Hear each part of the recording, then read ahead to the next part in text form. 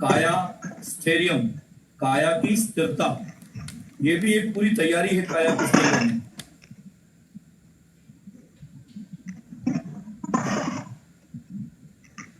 एकदम शांत और स्थिर बैठे हुए अपनी काया का ख्याल करें, अपने शरीर का ख्याल करें, और एक बार अपनी चेतना को सर से लेकर पैर तक घुमाते हैं, और जैसे जैसे आपकी सजगता सर से पैर तक घूम रही होती है, शरीर की सारी मांसपेशियों को मानसिक रूप से एकदम ढीला छोड़ दें।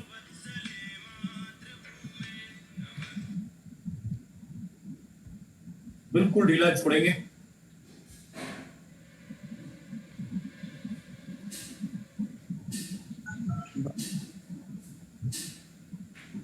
पैरों की उंगलियों तक पहुंचते पहुंचते शरीर एकदम हल्की हो जाए।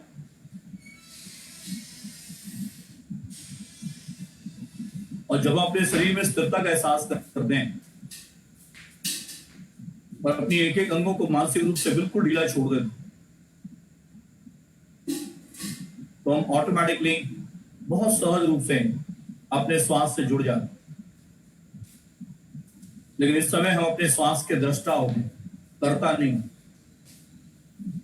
तो हम श्वास को लेते और छोड़ते नहीं हैं, हम केवल अपनी श्वास को देखते हैं, अंदर जाते और बाहर आते। जो द्वार है श्वास के अंदर जाने का, वो है आपकी नासिका छिद्र। साधक जब नए होते हैं, यात्रा प्रारंभ कर रहे हैं, तो उनके लिए श्वास के लेने और छोड़ने की जो गति है, जो यात्रा है, ये नासिका छिद्र है।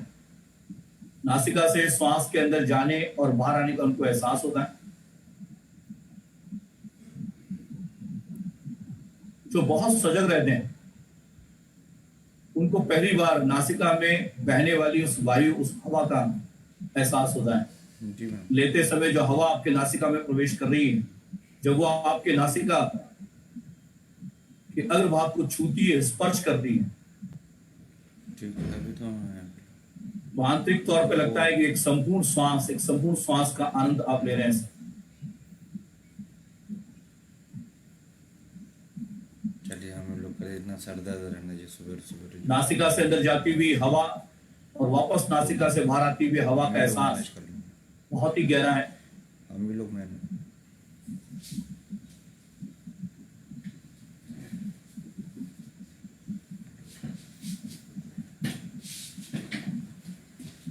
साधक की एकाग्रता इतनी गहरी होनी चाहिए कि अंदर जाने वाले श्वास के साथ जो हवा अंदर जा रही है, वह हल्की सी ठंड है, और फेफड़ों से मिलने के बाद जब वो वापस बाहर आ रही होती है, तो वो हल्की सी गर्म होती है।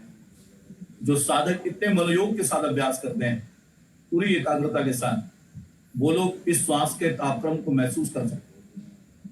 और ये पहला अनुभव उनको करना है, श्वास को अपनी नासिका छिद्रों में। अगर आप प्राणायाम करना चाहते हैं, आप अपने आप को ध्यान की अवस्था में अनुभव करना चाहते हैं, तो निश्चित तौर पे सबसे पहले शरीर वो माध्यम है जिसके द्वारा ये यात्रा शुरू होती है। तो शरीर एक टूल है, एक साधन है जो आपको मिला है, और इसी शरीर को यूज करते हुए साधक अपने अंदर, गहरे अंदर जाने की कोशिश कर रहा हो। सबसे पहले जो अनुभव अपने श्वास की होगी, वो नासिका छिद्रों में जो ठंड और गर्म का जो एहसास है, उसकी होती है। क्योंकि विधाता ने और जो भारत में रहते हैं, वो ये जानते हैं कि 6 ऋतुओं में जो ऋतु होती है, 6 ऋतुओं में सबसे इंपॉर्टेंट जो ऋतु होती है, ये ठंड और गर्म। ठंडी जारी होती है, गर्मी आ रही होती है, गर्मी जारी होती है और ठंडी आ रही होती है। इसकी संधि बेला को, इसके मिलन को हमारे यहाँ बहुत इंपॉर्टेंस दिया गया है। इसकी संधि बेला को हमारे यहाँ नवरात्र कहते हैं। वो 9 दिन साधक के जो अपने अंदर जाते हुए शक्ति का आवाहन करते हुए शक्ति को अर्जित करना।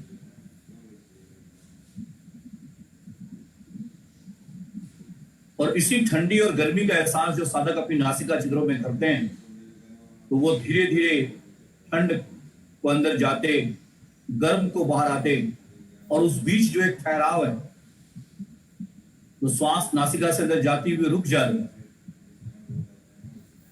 और फिर रुक कर जब वापस बाहर आती है तो वो जो बीच का स्पेस है श्वास के लेने और छोड़ने के बीच में, वो ठहराव ही योग है। The space between the inhalation and exhalation. जब हम केवल श्वास के दृष्टा रहते हैं तो हम अंदर जाती हुई श्वास को महसूस करते हैं कि श्वास अंदर गई और एक ऑटो पॉज है, वहां रुक जाती है अपने आप वहां पे श्वास, रुक करके जब वापस बाहर आ रही होती है उसका एहसास बहुत ही गहरा होगा। प्राणायाम के साधक इसी श्वास के अंदर जाते और बाहर आते की बीच के जो स्पेस है उसमें रुकना शुरू कर देते हैं और जब उस श्वास को वो अनुभव करते हैं श्वास के लेने और छोड़ने के बीच में, तो वो पाते हैं कि उनकी श्वास बहुत ही सूक्ष्म होगी, स्थूल से एकदम सूक्ष्म और सूक्ष्म से भी अति सूक्ष्म की यात्रा अब इस नासिका के आगे शुरू होती है। सटल से भी सटल और उससे भी सटल, जिसमें कोई आवाज नहीं, केवल एहसास है अंदर जाने और बाहर आने में। और नासिका से फिर जो नीचे उतर रहे होते हैं अपने गले की ओर, तो प्राण अपना दस्तक देती है इस गले को जो अंदर जा रही है। अपने विंड पाइप में प्रवेश होती हुई श्वास आपके फेफड़ों में जाती है, जिसको हम श्वास कहते हैं, जिसको आप ब्रेथ कहते हैं, उसकी चर्चा योग नहीं करते। ये श्वास का, इस ब्रेथ का संबंध केवल आपके फेफड़ों तक है। ये एक्सचेंज ऑफ गैस है, ये ऑक्सीजन और कार्बन का एक विनिमय, it's a fusion between the oxygen and carbon dioxide. ये आपके फिजिकल बॉडी की एग्जिस्टेंस के लिए बहुत इंपॉर्टेंट है। फिजिकल बॉडी को सस्टेन करने के लिए, फिजिकल बॉडी को हेल्दी रखने के लिए ऑक्सीजन का बहुत ही इंपॉर्टेंट रोल है। लेकिन योगी अब इसके आगे चलते हैं। छाती पर ध्यान लगाने के बाद फिर जब यात्रा छाती से नीचे उतरती है तो ये आपके प्राण की यात्रा है। ये अति सूक्ष्म श्वास जो आपको आपका अनुभव करा रही है, ये प्राण है।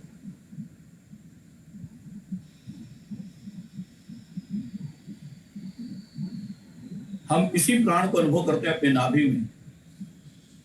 नाभि में उतरते और नाभि से फिर ऊपर आते हैं। इस समय पूरा ध्यान आप अपनी नाभि में रखेंगे और श्वास लेने और छोड़ने की बिल्कुल कोशिश नहीं करेंगे, बस केवल श्वास को देखेंगे जो स्वयं स्वतः अपने से जा रही है और आ रही है।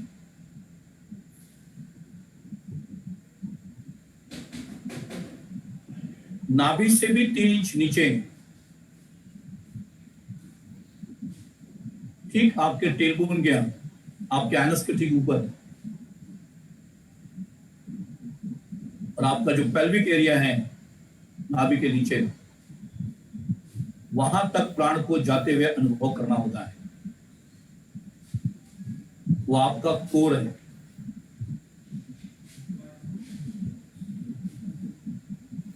यहां पे प्राण डिपॉजिट होती है। ऑक्सीजन का काम है एक्सचेंज करना गैस। ऑक्सीजन अंदर जाती है क्योंकि ऑक्सीजन स्टोर नहीं होती। ऑक्सीजन एक कंबस्टेबल गैस है, वो अंदर जाते ही जल जाती। कार्बन स्टोर होती है और इसीलिए वो आपको इतना परेशान करती है। इस ऑक्सीजन के साथ जो प्राणवायु अंदर जा रही है वो आपके इस नीचे नाभि के 3 नीचे डिपॉजिट होती है। और जैसे जैसे ये प्राणवायु डिपॉजिट होती है, अपने अंदर आप उस प्राण का, उस स्टेमिना का, आपके अंदर धीरे धीरे स्टेडीनेस, स्टेबिलिटी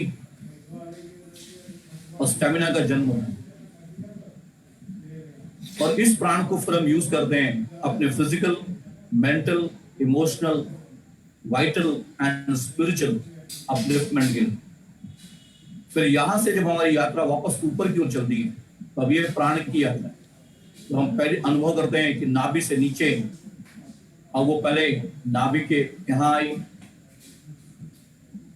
तो हम श्वास को, बहुत ही सूक्ष्म श्वास को लेते हैं, तो वो नाभि के 3 इंच नीचे से उठना शुरू करती है और आपके नाभि में आती है, फिर नीचे उतरती है। सने सने साधक अपने इस प्राणवायु को उठाना सीखते हैं और फिर उस नाभि के 3 नीचे से नाभि की ओर आते हैं, फिर वापस से नाभि से जब स्थित हो जाते हैं नाभि में, तो नाभि से फिर वो अनाहत आते हैं छाती पर अपने, वापस वहां से नीचे उतरते हैं अपनी नाभि में। यात्रा अब नाभि से पूरी तरह से प्रारंभ हो जाती है।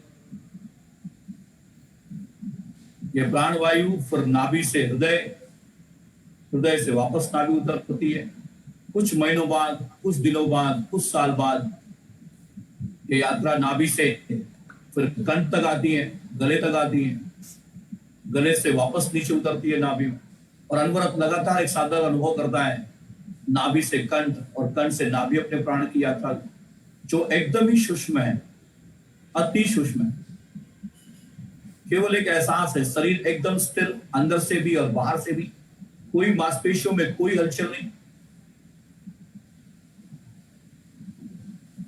फिर नाभि से एक दिन ये यात्रा भ्रूमध्य पर आती है, दोनों भावों के बीच में, और हम पहली बार अपने इस बंद आंखों के सामने काले पर्दे का एहसास करते हैं, काले बादल में। और फिर नाभि से नीचे उतरते हैं अपनी नाभि में। लगातार नाभि से भ्रूमध्य और भ्रूमध्य से नाभि की यात्रा साधक करते करते एक दिन अपने इस भ्रूमध्य पर टिक जाते हैं।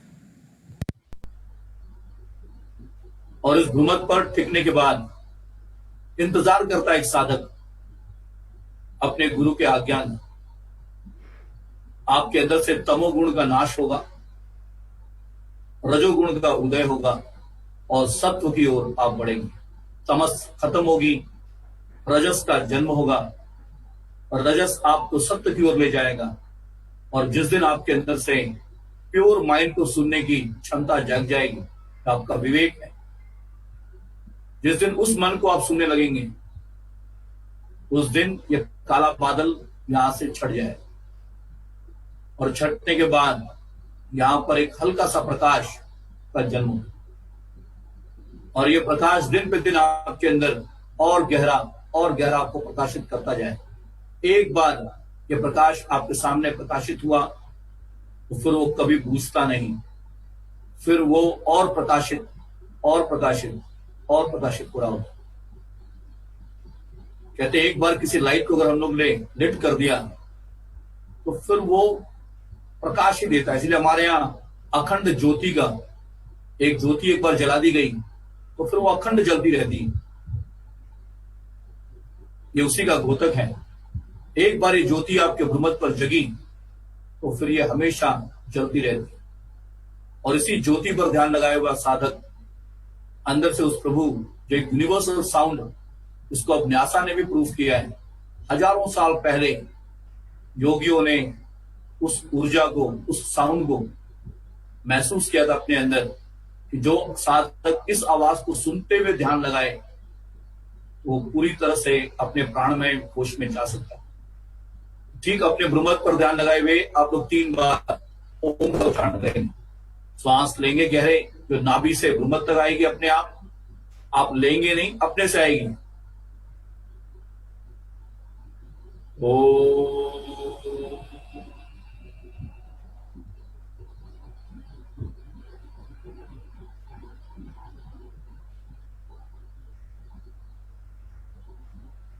ओम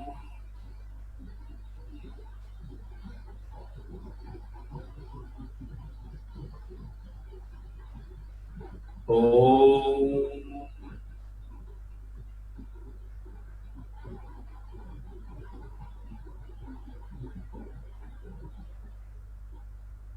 शांति मंत्र एक साथ ये गुरु और शिष्य दोनों मिलकर के शांति पाठ करते हैं, ताकि दोनों के अंदर कोई द्वेष ना हो, दोनों की यात्रा एक साथ चल रही हो, दोनों को एक दूसरे के प्रति अहंकार ना हो।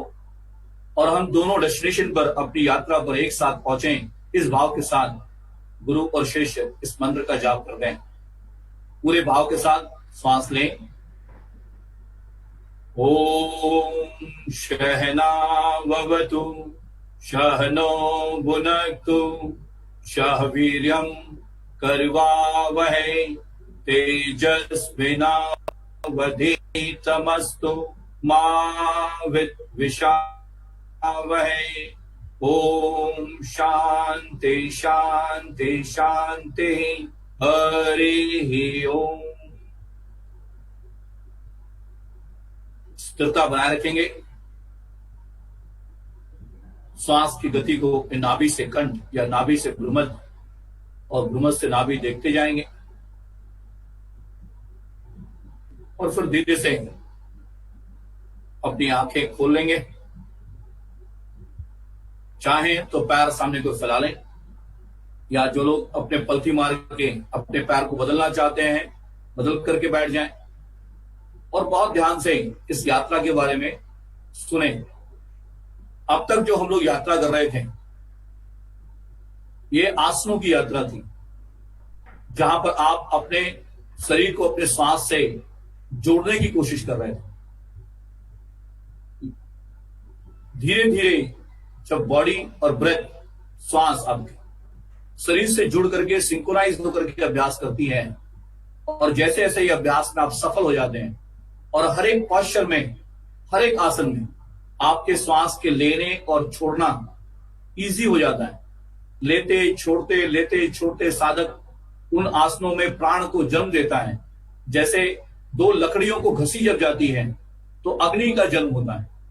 दो लकड़ियां आपस में जब घसी जाती हैं तो उससे अग्नि का जन्म होता है।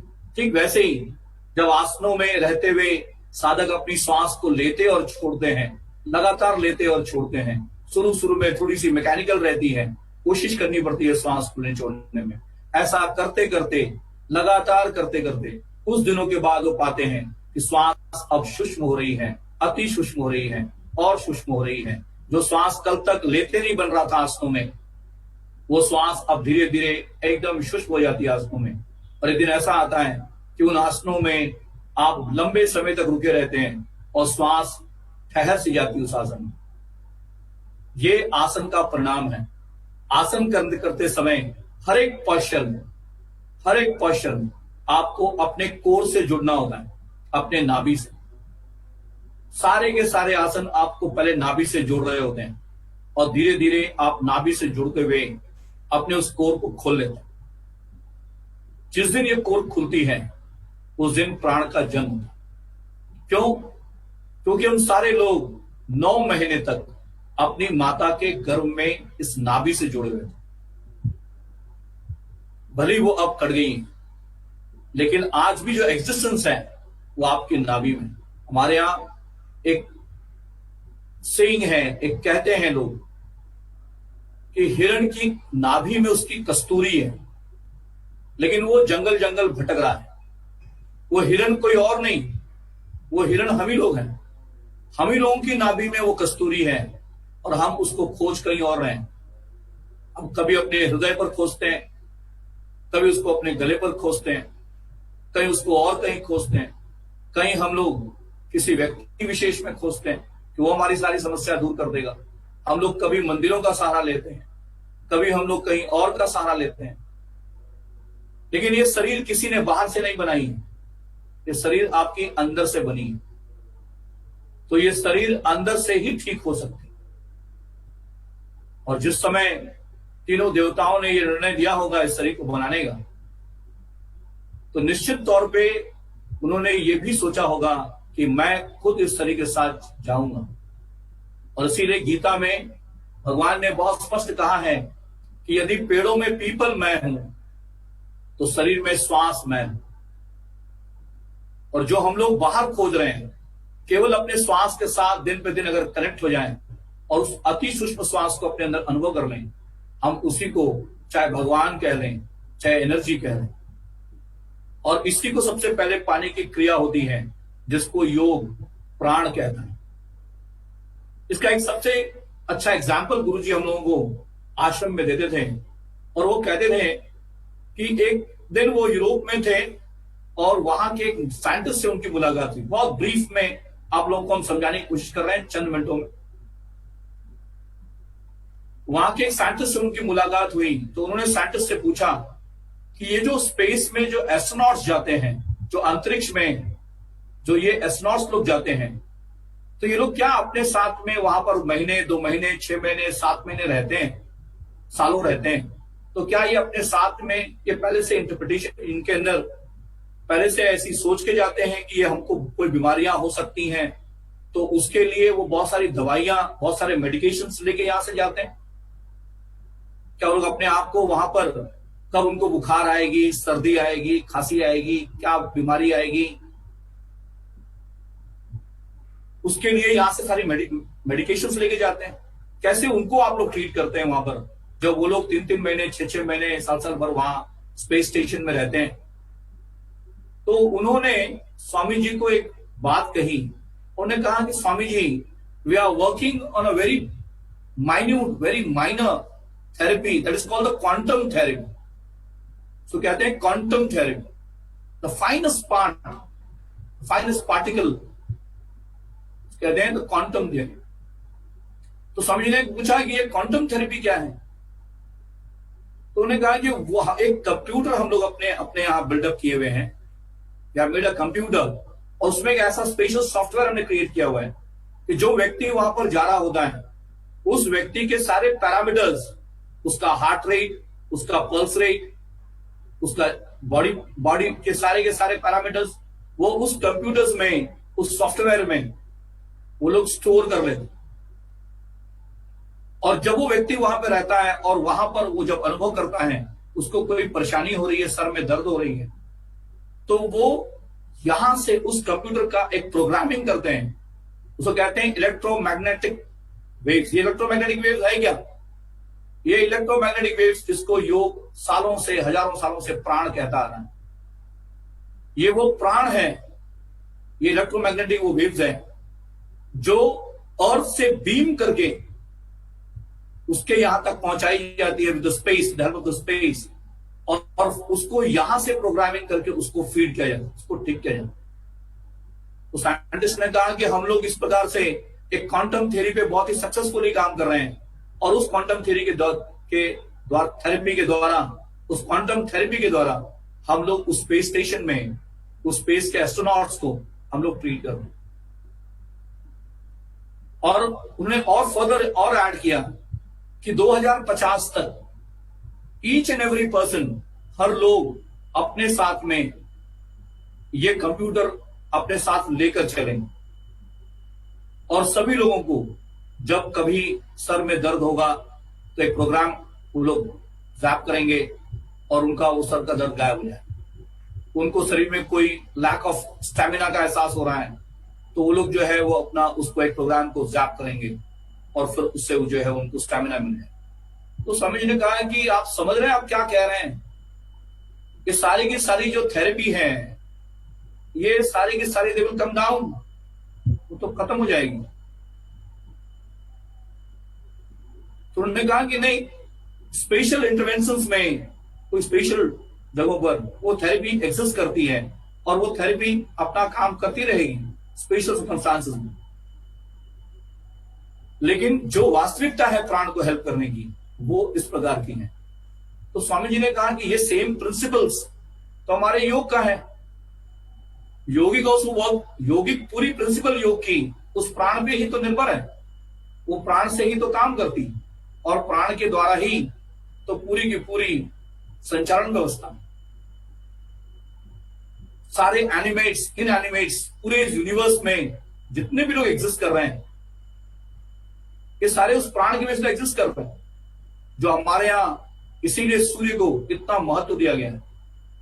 सूर्य की ऊर्जा से ही सारे ऊर्जावान होते हैं, सूर्य की ऊर्जा से ही ये सारे जो एनर्जी के मैनिफेस्टेशंस हैं, ये एनर्जी अपने आप को और एनहांस करती है। और उन्होंने ये चीज जब बताया कि योगिक प्रिंसिपल्स जो होते हैं ये प्राणमय कोश, प्राणायाम पे ही काम करते हैं। और इसीलिए आप लोगों को ये समझाने की कोशिश कर रहे हैं कि प्राण एक्चुअली प्राण है क्या?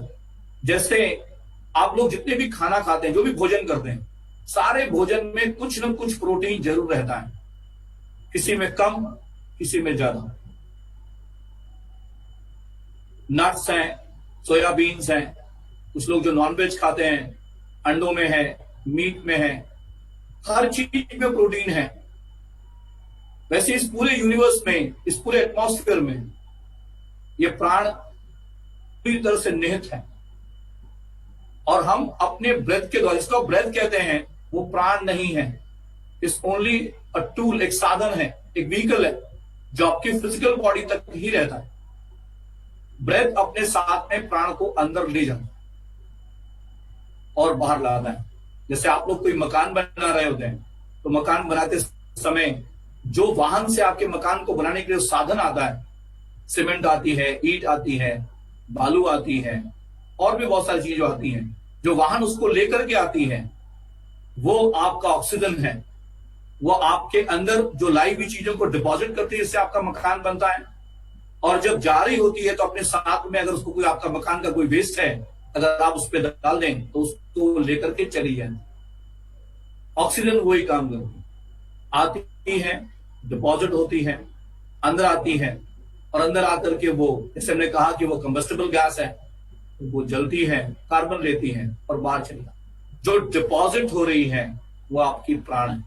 और इसीलिए आसन करते समय और प्राणों का अभ्यास करते समय जो लोग अपनी अति सूक्ष्म श्वास को अनुभव करते हैं, वो लोग ही प्राणमय कोश में की यात्रा कर पाते। और प्राणायाम का विषय आपके प्राणमय कोश की यात्रा का विषय। इसीलिए हम लोग जब नाड़ी शोधन प्राणायाम करते हैं तो हम लोग उसको मंत्रों के साथ करने के लिए कहते हैं कि मंत्र के सारे अगर प्राणायाम किया जाए तो उसके अंदर शुद्ध प्राण का प्रवेश होगा और श्वास लेने और छोड़ने में ताकत लगानी आपको नहीं पड़ेगी। इसके बाद का जो विषय, जो प्राणायाम आपके अंदर जन्म लेता है, जो प्राण आपके अंदर जन्म लेता है, और वो अति सूक्ष्म श्वास को जब हम अंदर के अंदर अनुभव करते हैं, तो उस श्वास के साथ वास्तव में योग की यात्रा शुरू होती है। उसके पहले यम, नियम और asana, they are the preliminary practice, वो प्रिपरेशन है योग के। योग कहते हैं योग स्टार्ट आफ्टर प्राणायाम। जब आप अपने प्राणमय कोश में प्रवेश करते हैं और प्राणमय कोश की अति सूक्ष्म श्वास को जब अनुभव करते हैं, तो उस श्वास के द्वारा आपकी योग की यात्रा शुरू होती है। और वो आपको फिर प्रत्याहार, धारणा और ध्यान की ओर ले जाती है। ध्यान मन की एक ऐसी अवस्था है जहां पर साधक जिसके ऊपर ध्यान लगा रहा होता, वो उसी तरह अनुभव लगता है करने अपने आप। एक ट्रांसफॉर्मेशन है, कंप्लीट ट्रांसफॉर्मेशन। जिसके ऊपर भी आप ध्यान करते हैं वो उसी तरह से अपने अंदर अपने आप को अनुभव करते हैं। इसीलिए हमारे यहाँ ध्यान के प्रैक्टिसों में अपने श्वास पर ध्यान लगाना ये बहुत इंपॉर्टेंट है। जो साधक अपने श्वास पे ध्यान लगाते हैं, श्वास की गहराइयों को देखते हैं, श्वास को धीरे धीरे समझते हैं, वो धीरे धीरे अति सूक्ष्म हो जाते हैं, सरल हो जाते हैं, अहंकार समाप्त हो जाती है, और धीरे धीरे वो अपने पूरे शरीर को शुद्ध करने से, जैसे प्राण एक शुद्ध गति है, वैसे उनका मन निर्मल और शांत हो जाता है। अगर कोई ध्यानी अपने ध्यान लगाते समय, बहुत सारे ध्यानियों को हम लोग अनुभव करते हैं कि ध्यान तो लगा रहे हैं, लेकिन एक भी घर में अगर एक भी कोलाहल हुआ, घर में एक भी चम्मच गिर गया अगर, तो उनके लिए बहुत बड़ी आफत हो जाती है, क्योंकि वो अभी तक अपने प्राण को समझे ही नहीं, वो अपने प्राण को जाने ही नहीं, अपने प्राण को कभी उन्होंने अनुभव ही नहीं किया। जो साधक अपनी श्वास के साथ ध्यान लगाते हैं, उनके लिए आसपास की आवाजें बहुत प्रभावित करती हैं उनको। और जो साधक अपने प्राण के साथ प्राणायाम का ध्यान का अभ्यास करते हैं, उन साधकों के लिए बाहर की कोई भी आवाज कोई फर्क नहीं डालती उनको न अपने अंदर की कोई आवाज से कोई फर्क पड़ता है, न उनको अपने कोई बाहर की आवाज से कोई फर्क पड़ता है। और जब साधकों को बाहर की आवाज से और अपने अंदर की आवाज से कोई फर्क न पड़े, मानस पटल पर उसका कोई प्रभाव न पड़े, तो समझिए कि आप अब ध्यान के लिए तैयार हैं। लेकिन यदि आप बाहर की आवाजों से, बाहर के लोगों से अगर आप प्रभावित हो जा रहे हैं, तो आप ध्यान ही नहीं है, आप कुछ और कर रहे हैं, वो ध्यान नहीं है। ध्यान का शुद्ध मतलब यह है कि वो आपके अंदर से वो गुण को प्रकट करता है जिस गुण के लिए आप अभ्यास कर रहे हैं। यदि अपने गुरु पर ध्यान लगाते हैं तो गुरु का जो व्यक्तित्व है वो आपके अंदर से उजागर होगा। अगर आप अपने श्वास पे ध्यान लगाते हैं तो श्वास के व्यक्तित्व का आपके अंदर पूरी तरह से प्रकट होगा, उसको आप अपने अंदर अनुभव करेंगे। जिस दिन आपके अंदर से वो ट्रांसफॉर्मेशन आप जो अपने अंदर अनुभव करते हैं तो आप समझिएगा कि आप ध्यान कर रहे हैं। और धीरे धीरे योग भले ही यूनियन कहा जाता है योग, लेकिन ये वास्तव में योग है। It's not an attachment, it's a detachment. योग अटैचमेंट नहीं है। कहने के लिए भले ही इसको यूनियन कहा जाता है, it's a union between the body and mind, it's a union between the consciousness and energy. Actually it's a detachment. वो डिटैच कर रहा है आपको इस संसारिक दुनिया से, रहते हुए भी, अपना पूरा कर्तव्य निभाते हुए भी, अपनी सारी जिम्मेदारियां निभाते हुए, इस संसार में रहते हुए, फिर भी इस संसार से अलग रहना, रहते हुए भी अलग रहना, ये ध्यानी का लक्ष्य था। रहना परिवार में, पलायन नहीं करना, भाग नहीं जाना, हिमालय पर नहीं चले जाना। इस आधुनिक युग में यहां रहते हुए, अपनी जिम्मेदारियों को निभाते हुए, जो साधक फिर भी विरक्त है, फिर भी दूर है, वो साधक वास्तव में ध्यान लगा रहा है। और जो साधक ध्यान लगाते समय अपने आप को कहता है कि हम बहुत सालों से ध्यान लगा रहे हैं और पूरी तरह से लिप्त है संसार में, उसको हर एक चीजें प्रभावित करती हैं, तो बुरा न माने, वो ध्यान नहीं कर रहे, वो कुछ और कर रहे हैं। ध्यान कंप्लीट एक ट्रांसफॉर्मेशन है, इसको हम लोग अभी थोड़ा सा अनुभव करेंगे, कुछ सेकंडों के लिए, कुछ मिनटों के लिए। आप सभी लोग फिर से एक बार अपने पैर को सामने को फैलाते हुए पलथी मार के बैठ जाइए, ताकि थोड़ा सा प्राणायामों में हम लोग 5 मिनट 7 मिनट कुछ प्राणायाम करेंगे और 5 मिनट 7 मिनट हम लोग ध्यान का अभ्यास करने की कोशिश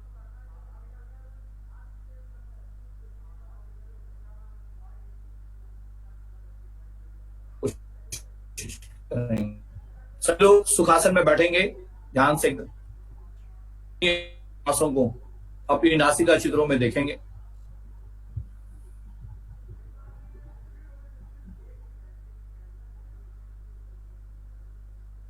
जैसे कल हम आप लोगों को समझा रहे थे, गर्मियों में आपको अलग प्राणायाम की प्रैक्टिस करनी है, ठंडियों में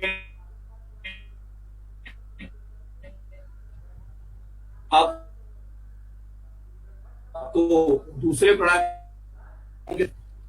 से आप लोग ठंडियों के समय भस्त्रिका और अग्निसार कर सकते हैं। गर्मियों के मौसम में शीतली प्राणायाम, शीतकरी प्राणायाम। शीतली, शी कहते हैं शीतल करने को, अपने आप को ठंडा करने को। करी करना, शीतली और शीतकरी, ये प्राणायाम आप लोग गर्मियों के मौसम में करते हैं। भस्त्रिका आप लोग ठंडियों के मौसम में करते हैं। अग्निसार की क्रिया आप लोग ठंडियों के मौसम में करते हैं। साल भर करने वाले जो प्राणायाम हैं, इसमें आपका कपालभाति है, क्योंकि कपालभाति प्राणायामों की श्रेणियों में नहीं आता।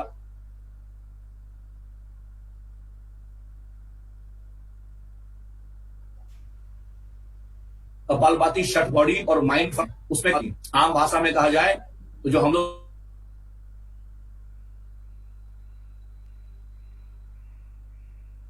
अपने बॉडी का, ये शरीर की सफाई के लिए होता है, और आत्मा मन की सफाई के लिए हम लोग नौली, कपालभाति और त्राटक कर दें। कपालभाति ये मेंटल प्यूरिफिकेशन की सबसे बड़ी यूज करते हैं, और उस मोबाइल को कभी फॉर्मेट करना होता है तो पूरा का पूरा सिस्टम फॉर्मेट कर देते हैं। वैसे ही कपालभाति आपके अंदर की जो मेमोरीज आप दिन भर जो विचार रूपी भोजन कर रहे हैं, दिन भर जो साधक 2 प्रकार से भोजन करते हैं, अन्न रूपी भोजन और विचार रूपी भोजन। अन्न रूपी भोजन का जो वेस्ट है वो बाहर निकालने की व्यवस्था प्रभु ने बनाई है, लेकिन मन रूपी भोजन का जो वेस्ट है वो प्रभु ने नहीं बनाई। इसलिए मन रूपी भोजन को, वेस्ट को बाहर निकालने का व्यवस्था कपालभाति, योगियों ने उसको इन्वेंट किया कि अगर कपालभाति आप करते हैं रोज प्रतिदिन, बाएं से दाएं से और दोनों से, तो फिर आप अपने अंदर के रोज की उस फालतू मेमोरीज को जो आपने इकट्ठा की है उसको आप बाहर निकाल देते हैं। और कुछ दिन के बाद कपालभाति जो लोग बहुत सीरियसली करते हैं, कुछ दिनों के बाद वो ये अनुभव करते हैं कि उनके अंदर अब किसी भी ऐसे व्यक्ति के साथ बैठना, किसी ऐसी व्यक्ति के साथ फालतू की बातचीत करना धीरे धीरे एकदम समाप्त हो जाता है। जैसे आपका मोबाइल अपने अंदर, एक कंप्यूटर आपके अंदर एक एंटीवायरस सिस्टम प्लान करता है, वैसे ही कपालभाति आपके अंदर एक एंटीवायरस सिस्टम को प्लान करता है। आपको वो व्यक्ति पसंद नहीं आएंगे, आपको वो बातें पसंद नहीं आएंगी जो नेगेटिव होंगी, बिल्कुल नहीं आएंगे। कपालभाति जो लोग सीरियसली करते हैं, क्योंकि वो अपने कोर से जुड़ जाते हैं। जो अपने नाभि से जुड़ करके कपालभाति करते हैं वो लोग वास्तविक में कपालभाति करते हैं, और जो लोग केवल चेस्ट से कर रहे हैं प्रैक्टिस को, वो लोग कपालभाति गलत कर रहे हैं। तो बहुत ध्यान से, इसीलिए आप लोगों को सबसे पहले हमने समझाया कि सबसे पहले आपको अपनी नाभि के 3 इंच नीचे जुड़ना है। जो लोग नाभि के 3 नीचे जुड़ते हैं, आसन को सिद्ध कर लेते हैं, आसन की सिद्धि हो जाती है, तब प्राणायाम का जन्म। और इस प्राणायाम के अभ्यास के लिए आप लोग अब तैयार होते हुए सबसे पहले जो अभ्यास करने जा रहे हैं यह है कपालभाति। बहुत ध्यान से इसके बारे में आप सुनेंगे, क्योंकि बहुत लोग कपालभाति का डेफिनेशन तक नहीं जानते हैं और बहुत सालों से अभ्यास कर रहे हैं। कपालभाति एक पैसिव इनहेलेशन है, जो श्वास अपने से कहां जाएगी, उस कोर में जाएगी, उस नाभि के नीचे उस कोर में जाएगी, अपने से पैसिव बाउंस कर जाएगी उस। और एक्सेल करते समय साधक फोर्सफुली एक्सेल करते हैं। लेकिन क्या ऐसा शुरू में होना पॉसिबल है कि श्वास अपने से उस नाभि के नीचे बाउंस कर जाए? नहीं, वो पॉसिबल नहीं है। इसीलिए साधक को शुरू में बहुत ही हल्के प्रेशर के साथ श्वास को लेना होता है, और वो लेते हुए उस नाभि के नीचे पहुंचते हैं। नाभि के नीचे पहुंच करके वो कम से कम 2 से 3 सेकंड रुक जाते हैं। रुकने के बाद फिर वो श्वास को बाहर वो छोड़ते हैं फोर्सफुली। ऐसा लगातार करते करते करते करते तो एक दिन ऐसा आता है कि फिर उनको लेना नहीं होता, फिर वो श्वास अपने से बाउंस कर जाती है, और अपने से बाउंस करके उस कोर में पहुंचती है। और फिर वहां से हम लोग जब प्राण को ऊपर लाते हैं, लिफ्ट करते हैं, तो धीरे धीरे जो माथा है आपका, फोरहेड, ये चमकने लगता है, अग्नि ऊपर आ जाती है, प्राण वायु जो नीचे सो रही थी या प्राण वायु माथे पे चली जाती है। और जो योगी रोज प्रतिदिन पूरी श्रद्धा के साथ कपालभाति करते हैं, वो लोग अपने अंदर इस कपाल को अग्नि की तरह चमकते हुए महसूस करते हैं, और वो कपालभाति का लक्ष्य होता है। तो करने के लिए स्ट्रेट बैठते हुए किसी एक मुद्रा में बैठते हैं, ताकि आपकी एनर्जी बाहर स्पेल नहीं हो, बाहर निकले नहीं। हाथों की उंगलियों और पैरों की उंगलियों से एनर्जी बाहर निकलती है। तो आप लोग अपने पैरों को इंटरलॉक करते हुए सुखासन में बैठते हैं, अंगूठा आपकी तर्जनी को छू रही होती है। एक बार बहुत ध्यान से हमको देखेंगे, समझेंगे, उसके बाद तब अभ्यास करेंगे। बिल्कुल स्थिर बैठे हुए, इसमें भी बाएं से, दाएं से और दोनों से अभ्यास की जाती है। और अपने दाहिने हाथ की पहली 2 उंगलियों को अपने भ्रूमध्य पर रखते हैं। एक बार पहले देख लीजिएगा, स्टार्ट नहीं करेंगे हम। दाहिने हाथ की पहले 2 उंगलियों को अपने भ्रूमध्य पर रखते हैं। जो नासिका छिद्र आपकी चल रही होती है शुरू में, जो नासिका छिद्र आपकी चल रही होती है शुरू में, उस नासिका से स्टार्ट करना चाहिए। हो सकता है कुछ लोगों की बाईं चल रही हो सकता है उस समय कुछ लोगों की दाईं चल रही हो। तो उसको चेक करने के लिए पहले अपने दाहिने को बंद करके बाएं को देखें, श्वास को लें और श्वास को छोड़ें। 2-3 बार अपने बाएं से श्वास को लीजिए और छोड़िए। ताकत लगा के नहीं, बहुत ही माइल्ड प्रेशर के साथ। फिर बायां बंद कर लें, आप दाहिने से श्वास को लें और छोड़ें। तो आपको यह एहसास होगा किसी एक नासिका में श्वास बहुत सहजता के साथ चल रही है, उसमें ताकत नहीं लगानी पड़ रही, चाहे बायां हो चाहे दायां हो। किसी एक नासिका छिद्र में एकदम एफर्टलेस वो ब्रेथ है। तो उस नासिका से आपको स्टार्ट करनी है शुरू में। लेकिन जब दोनों इक्वल हो जाएं, जब बैलेंस हो जाएं दोनों, तो फिर कभी भी स्टार्ट करेंगे अपने लेफ्ट नॉस्ट्रिल से, बाएं नासिका से। बाएं से पहले करना है, फिर दाहिने से करना है, और फिर दोनों से करना है। अब इसको करने के लिए आप लोग जब मान लीजिए, अनुमान कीजिए कि आपका बायां खुला हुआ है, हम बाएं से कर रहे हैं, आप लोग जिससे भी आप लोगों का जो खुला होगा उससे आपको करना है। पहले सुन लीजिएगा बढ़िया से। दाहिने हाथ की पहले 2 उंगलियों को भ्रूमध्य पर रखते हुए अंगूठे से दाहिने को बंद कर लेते हैं। चलो, जो लोग दाहिने से करने जा रहे होंगे वो लोग अपनी अनामिका से बंद करेंगे अपने बाएं, और श्वास को अपनी बाईं नासिका छिद्र से अंदर जाते हुए आप देखेंगे जो नाभि तक गई, हल्का सा प्रेशर, बहुत ही माइल्ड प्रेशर, श्वास को लीजिए, नाभि तक गए, रुक गए, और रुकने के बाद तब वहां पर फोर्सफुली अपने पेट को शुरू में आप अंदर खींचेंगे, सीधे स्ट्रेट वो पेट अंदर आएगी। ध्यान से देखिएगा, अभी आप करिए मत अभी आप लोगों को हम आप लोगों को पहले एक ब्रीफ कर देते हैं हल्का सा। शुरू में पेट आगे आएगा और अंदर जाएगा, पेट आगे आएगा और अंदर जाएगा। ऐसा रोज करते करते एक दिन ऐसा आएगा कि पेट अपनी जगह पर रुक जाए, और फिर आपको अंदर एहसास होगा कि कोई मस्कुलर डोम शेप का एक लाइनिंग है जो श्वास के साथ नीचे जा रही है और ऊपर आ रही है, नीचे जा रही है और ऊपर आ रही है। ठीक इस चेस्ट और नाभि के बीच में एक डोम शेप का एक मस्कुलर लाइनिंग है जो नीचे जाती है और ऊपर आती है, नीचे जाती है और ऊपर आती है, नीचे जाती है और ऊपर आती है। जब इसकी क्रिया आपको अंदर से एहसास लगती है डायफ्रामेटिक मूवमेंट का, तब कपालभाति रियल में स्टार्ट होता है। शुरू में जैसे किसी बालक को चलाने के लिए माता के उंगलियों का आवश्यकता पड़ता है, पिता की उंगली का आवश्यकता पड़ता है, वैसे ही कपालभाति सीखने के लिए सबसे पहले आपके पेट की आवश्यकता पड़ती है, इस एब्डोमिनल मसल्स की आवश्यकता पड़ती है। श्वास लेते हुए पेट आगे आता है, रुक जाते हैं ताकि ऑक्सीजन एब्जॉर्ब हो जाए। जब ऑक्सीजन एब्जॉर्ब हो जाती है तो फिर आप पेट को अंदर खींचते हैं और पूरी की पूरी कार्बन बाहर आप निकाल देते हैं। रुकते समय मन गिन रहा होता है, 1 ओम, 2 ओम, 3 ओम, 3 ओम रुकना, और उसके बाद तब श्वास को बाहर छोड़ना। ये एक स्ट्रोक हुआ। इस तरह से शुरू में आप लोग आज 10 स्ट्रोक अपने बाएं से करेंगे, 10 स्ट्रोक आप दाहिने से करेंगे, और 10 स्ट्रोक आप दोनों से करेंगे। दाहिने हाथ की पहले 2 उंगलियों को भ्रूमध्य पर रखिए, अंगूठे से दाहिने को बंद कर दीजिए। अब आप बाएं से श्वास को गहरे अंदर लीजिए, नाभि और नाभि के नीचे जाएगी तो आप एहसास करेंगे पेट आगे आ रहा है। आ गया तो रुक जाएगी, मनी मन गिनिए, 1 ओम, 2 ओम, 3 ओम। अब इस पेट को अंदर आप खींच दीजिए, खींच देंगे तो पूरी श्वास बाहर चली आएगी एक बार। फिर वापस बाएं से श्वास को लीजिए, नाभि के नीचे पहुंची, वहां आप रुक गए, मनी मन आपने गिना, 1 ओम, 2 ओम, 3 ओम। अब आपने छोड़ दिया। इनहेलेशन बहुत ही आराम से स्लो करनी, धीरे धीरे जाएगी, नाभि में रुकेगी, और फिर उसके बाद तो उसको आप फोर्सफुली बाहर आप छोड़ेंगे। बाएं से 10 गिनती करते हुए पूरी 10 स्ट्रोक करें। पूरा जब 10 स्ट्रोक हो जाए,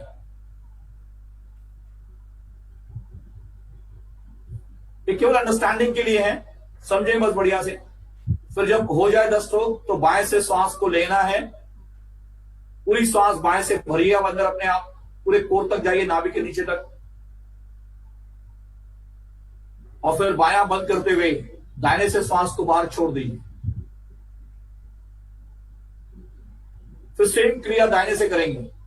अनामिका से बाएं को बंद कर लीजिए, दाहिने से श्वास को लीजिए जो नाभि के आगे आएगी, नाभि आगे आई, रुके आप, और फिर नाभि को अंदर आपने खींच दिया, लिए और छोड़ दिए, लिए और छोड़ दिए, अंदर गई, रुके वहां पर 2 से 3 सेकंड आप वहां पर रुकेंगे, और उसके बाद तब आप सांस को बाहर छोड़ देंगे। ऐसा अनवरत आप 10 राउंड 10 स्ट्रोक करेंगे, और फिर जब 10 स्ट्रोक हो जाएगा तो फिर दाहिने से श्वास को लेंगे और दाहिना बंद करते हुए बाएं से श्वास को बाहर छोड़ देंगे।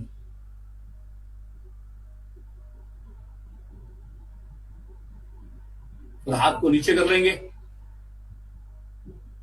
दोनों हाथ नीचे रखते हुए अब ध्यान लगाएंगे अपने नासिका के अग्रभाग पर, आंखें बंद रखते हुए चाहे चाहें तो शुरू शुरू में अपनी आंखें खोल लें और आंखें खोलते हुए नासिका के अग्रभाग को देखिए। इसको नासिकाग्र दृष्टि कहते हैं। नासिका के अग्रभाग को देखते हुए अब महसूस कीजिए कि दोनों नासिका छिद्रों से श्वास को आप ले रहे हैं, जो नाभि के नीचे गई। रुकेंगे 3 सेकंड और फिर उसके बाद श्वास को फोर्सफुली आप छोड़ेंगे। फिर श्वास को अंदर लेंगे और फिर छोड़ेंगे। रुकेंगे,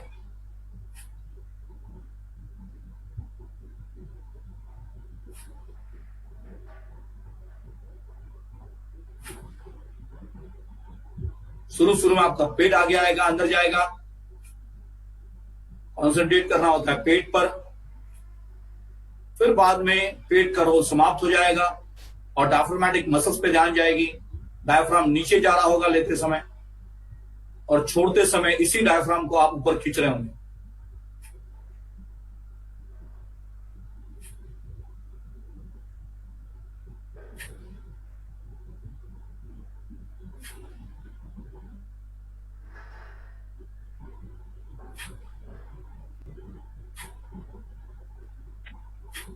दस श्लोक जब हो जाएगा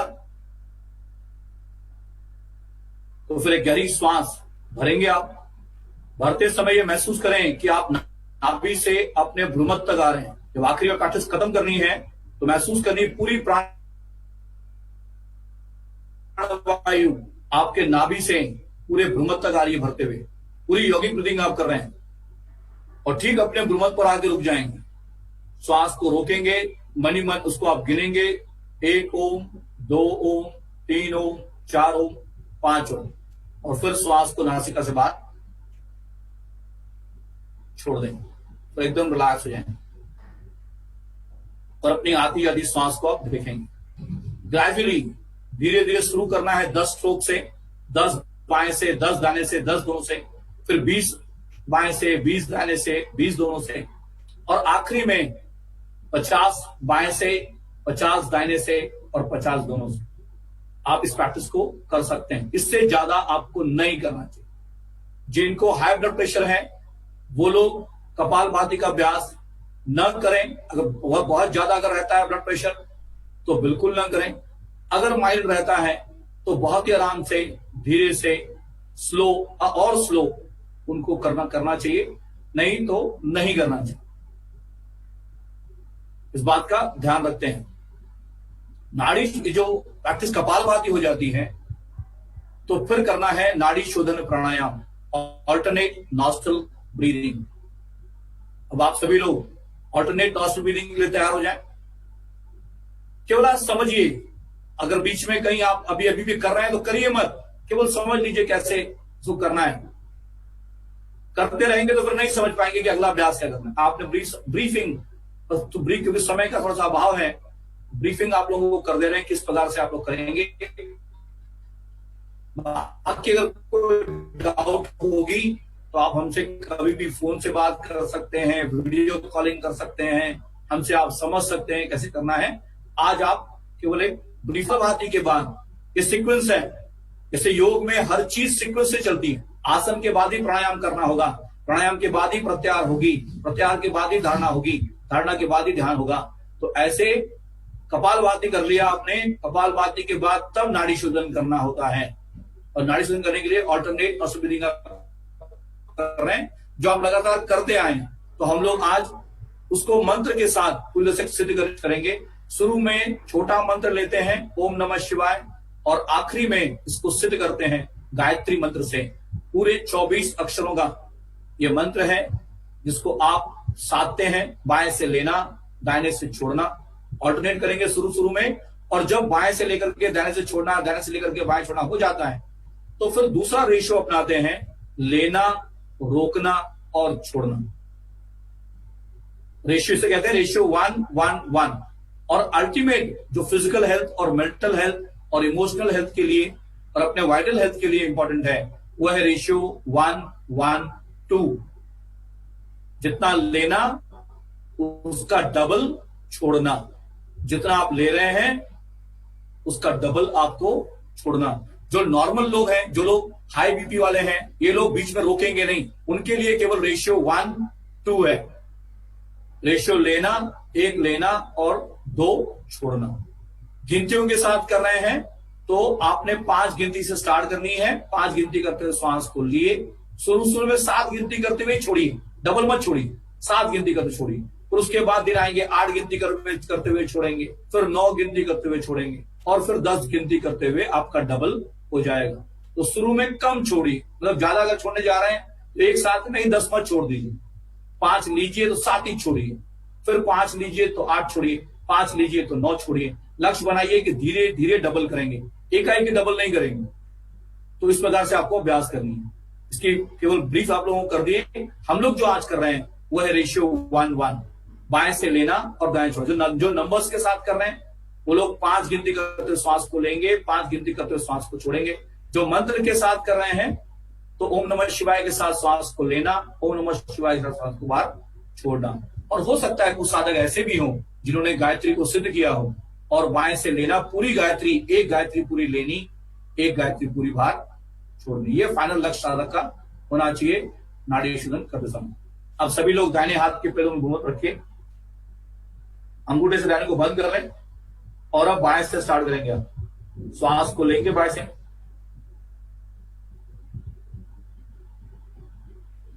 बायां बंद कर लेंगे, दाहिने से श्वास को बाहर छोड़ेंगे।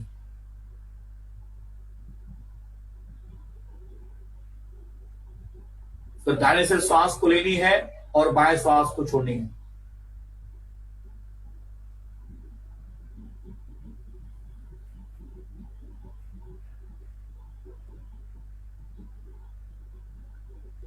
बाएं से लेंगे, दाहिने से छोड़ेंगे, दाहिने से लेंगे और बाएं से छोड़ेंगे। नंबर्स हो, मंत्र हो, अति सूक्ष्म श्वास को अनुभव करते हुए यात्रा प्राण की, जैसे हमने बताया आप लोगों को, प्राण की यात्रा नाभि से कंठ और कंठ से नाभि की शुरू में हो और फिर उसके बाद नाभि से भ्रुमत और भ्रुमत से नाभि की हो।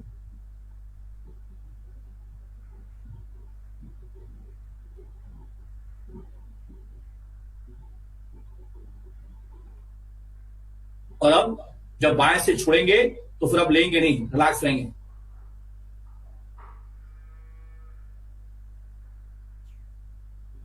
प्राणायामों में कपालभाति, नाड़ी शोधन और भ्रामरी, ये तीनों प्रैक्टिस जो है ये आप साल भर करते हैं। भस्त्रिका, अग्निसार, ये केवल ठंडियों के मौसम। इसमें भस्त्रिका का केवल हम ब्रीफिंग कर देते हैं, हम बताएंगे नहीं भस्त्रिका के बारे में आप लोगों को भी। भस्त्रिका के बारे में केवल ब्रीफिंग कर, उसको डिफाइन कर देते हैं। Bhastrika forceful inhalation and forceful exhalation को कहते हैं। कपालभाति और भस्त्रिका में केवल हेयरलाइन डिफरेंस है। कपालभाति में इनहेलेशन पैसिव है, एक्सहेलेशन फोर्सफुली है। भस्त्रिका में इनहेलेशन भी फोर्सफुली है और एक्सहेलेशन भी फोर्सफुली। दोनों लेना और छोड़ना दोनों फोर्स में, लेकिन भस्त्रिका स्पेशल सर्कमस्टांसेस के समय ही करना चाहिए। बहुत एक्सट्रीम क्लाइमेट अगर है, ठंडी बहुत ज्यादा है, तो उस समय आप अपने आप को भस्त्रिका करके अपने शरीर के अंदर गर्मी पैदा कर सकते हैं। अन्यथा उसकी बहुत विशेष आवश्यकता आपके जीवन में नहीं है। साधारण लोग जो यात्रा करते हैं अपनी, उन लोगों के लिए बिल्कुल नहीं है, उसका उपयोग बहुत ज्यादा नहीं है। जो लोग अपने आप को आगे की यात्रा में ले जाते हैं, अपनी कुंडलिनी यात्रा करना चाहते हैं, अपनी एनर्जी की यात्रा करना चाहते हैं, वो लोग किसी गुरु के गाइडेंस में, किसी अच्छे टीचर्स के गाइडेंस में भस्त्रिका का अभ्यास उनको करना चाहिए। खुद किताबें पढ़ के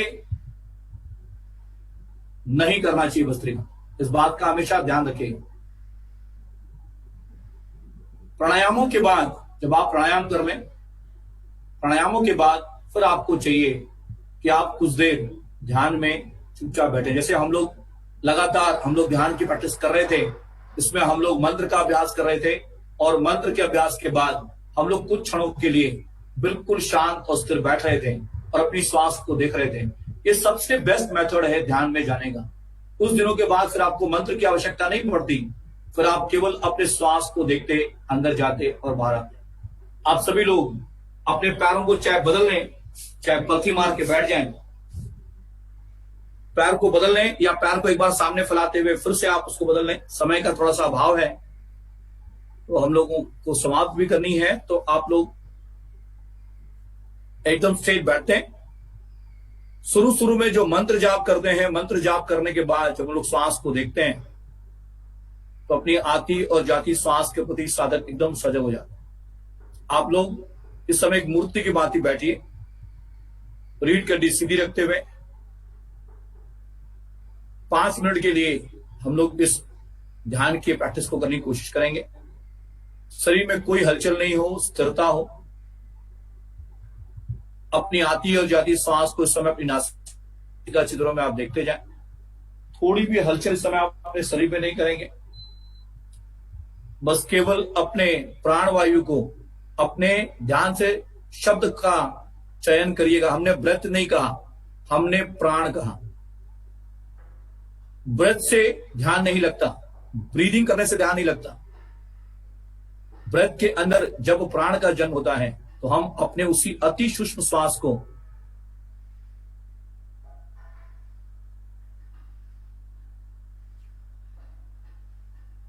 अति सूक्ष्म प्राण को नाभि की यात्रा करते हुए देखते हैं, कहीं जाकर के हम इस ध्यान की अवस्था को महसूस करवाते। तो नाभि से भ्रूमध और भ्रूमध से नाभि की जो प्राण की यात्रा आप कर रहे हो, एकदम अति सूक्ष्म श्वास की। इन श्वासों में 3 गुण होते हैं। ये एकदम साउंडलेस होते हैं, कोई आवाज इनमें नहीं होती, एकदम एफर्टलेस होते हैं, कोई प्रयास इनमें नहीं रहता, और ये बहुत स्लो और गहरी होती है। धीरे धीरे ये एकदम स्लो हो जाती है। आपके हार्ट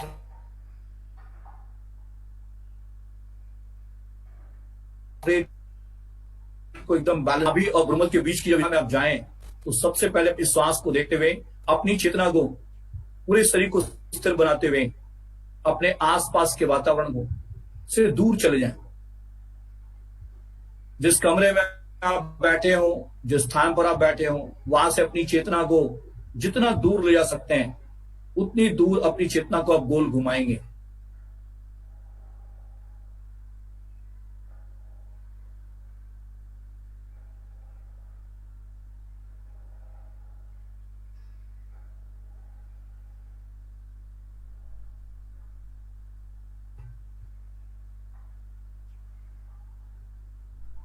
अपने कॉलोनी में, अपने पूरे कैंप कहां से आ रही है, कौन कर रहा है, का चिंतन नहीं करेंगे।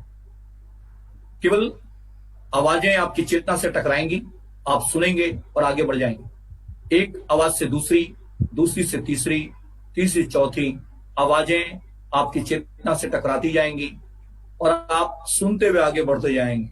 कोई भी आवाज आपको प्रभावित नहीं कर रही। कौन कर रहा है, कहां से आ रही है, इसका चिंतन बिल्कुल नहीं करेंगे। पूरा गोल चक्कर लगाने के बाद फिर अपने कमरे में चले आएंगे आप, जिस कमरे में बैठे हुए आप अभ्यास कर रहे हैं। और इस कमरे में जो भी आवाज आपको सुनाई दे रही है उस आवाज को सुनने की कोशिश करेंगे। जिस कमरे में आप बैठे हैं उस कमरे में जो भी आवाज आ रही है उस आवाज को सुने।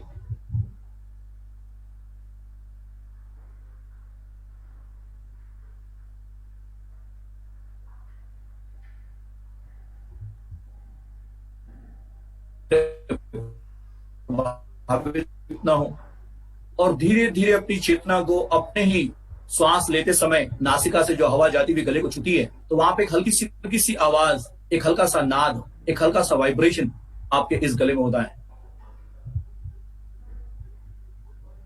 उस गले के जब प्राणवायु उस गले को ब्रश करती हुई जाती है तो आपको एहसास कराती है कि हम अंदर जा रहे हैं। और ठीक गले के बीचों बीच उसका अनुभव करें, उस नाद को सुने। नाद कहते हैं वाइब्रेशन को।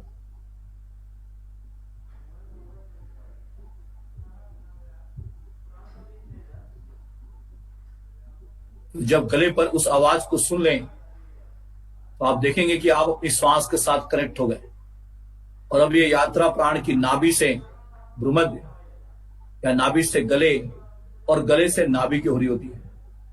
अंतर्मौन से जो अभी तक आप कर रहे थे इसको अंतर्मौन कहते हैं और अब जो आप करने जा रहे हैं इसको अजप जप कहते हैं। नाभि से कंठ और कंठ से नाभि अपनी श्वास की यात्रा को आप देखते हैं प्राण की, और लगातार अपना ध्यान अपने भ्रूमध्य पर रखते हुए दोनों भावों के बीच में जो बंद आंखों के सामने काला पर्दा है, अब इस काले पर्दे पर लाते हुए अपने इसी श्वास को नाभि से कंठ और कंठ से नाभि आते जाते देखते हैं। जैसे जैसे ये सूक्ष्म होने लगती है, फिर नाभि से आप भ्रूमध्य आते हैं और भ्रूमध्य से नाभि की ओर जाते हैं, और ऐसा करते करते एक दिन इसी भ्रूमध्य पर आप टिक जाते हैं, और इसी को अजपा जप कहते हैं। नाभि से कंठ और नाभि से भ्रूमध्य और भ्रूमध्य से नाभि की यात्रा साधक करते हैं। शुरू में चाहें तो इसके अंदर मंत्र को जोड़ सकते हैं, ओम नमः शिवाय के साथ कर सकते हैं, गायत्री के साथ कर सकते हैं, अपने गुरु मंत्र के साथ कर सकते हैं, और धीरे धीरे फिर मंत्र को हटाते हुए केवल अपने श्वास में खोते हैं, और श्वास में खोते खोते बहुत गहरे अंदर चले जाते हैं। शुरू में मंत्र का सहारा लेना होता है, ले तो बहुत बढ़िया। मंत्र धीरे धीरे आपको और सूक्ष्म और गहरे ले जाती है, मन को शांत करती है। मनन करने से, मंत्र का होता है मनन करना, लगातार रिपीटेशन ऑफ द मंत्रस, लगातार रिपीटेशन करने से आपके अंदर एक ऊर्जा पैदा होती है, और वो ऊर्जा आपकी प्राण है। सिर्फ मंत्र में बहुत ऊर्जा होती है, वो प्राण मंत्र फिर धीरे धीरे जब ऊर्जा को उत्पन्न कर देती है, अग्नि को प्रज्वलित कर देती है, तो फिर मंत्र का अभ्यास ऑटोमेटिक लगता है अंदर से होने। फिर आपको करना नहीं होता, वो स्वयं होता है। और वो अंदर के जाप के द्वारा जब आदमी ध्यान लगाता है तो ध्यान के गहराइयों में चला जाता है। कबीर जी इसी श्वास को, इसी मंत्र को कहते हैं कि ऐसा जाप जपो मन लाही, सोहम सोहम सुरता गाई, और 600 सहस्त्र 2100 जाप अनहत उपजय आपया। जब अंदर से अपने आप 21,600 बार जब वो अपने आप वो मंत्र अंदर चल रहा होता है, तो ध्यानी अपने ध्यान की उच्चतम अवस्था में रहता है।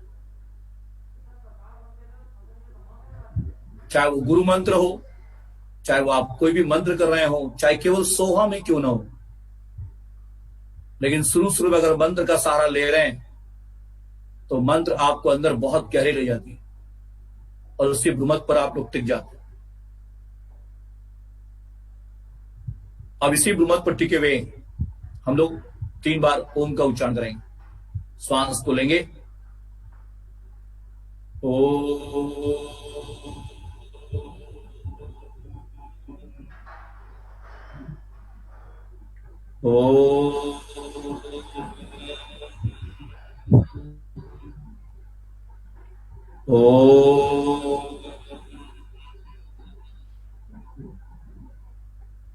धीरे धीरे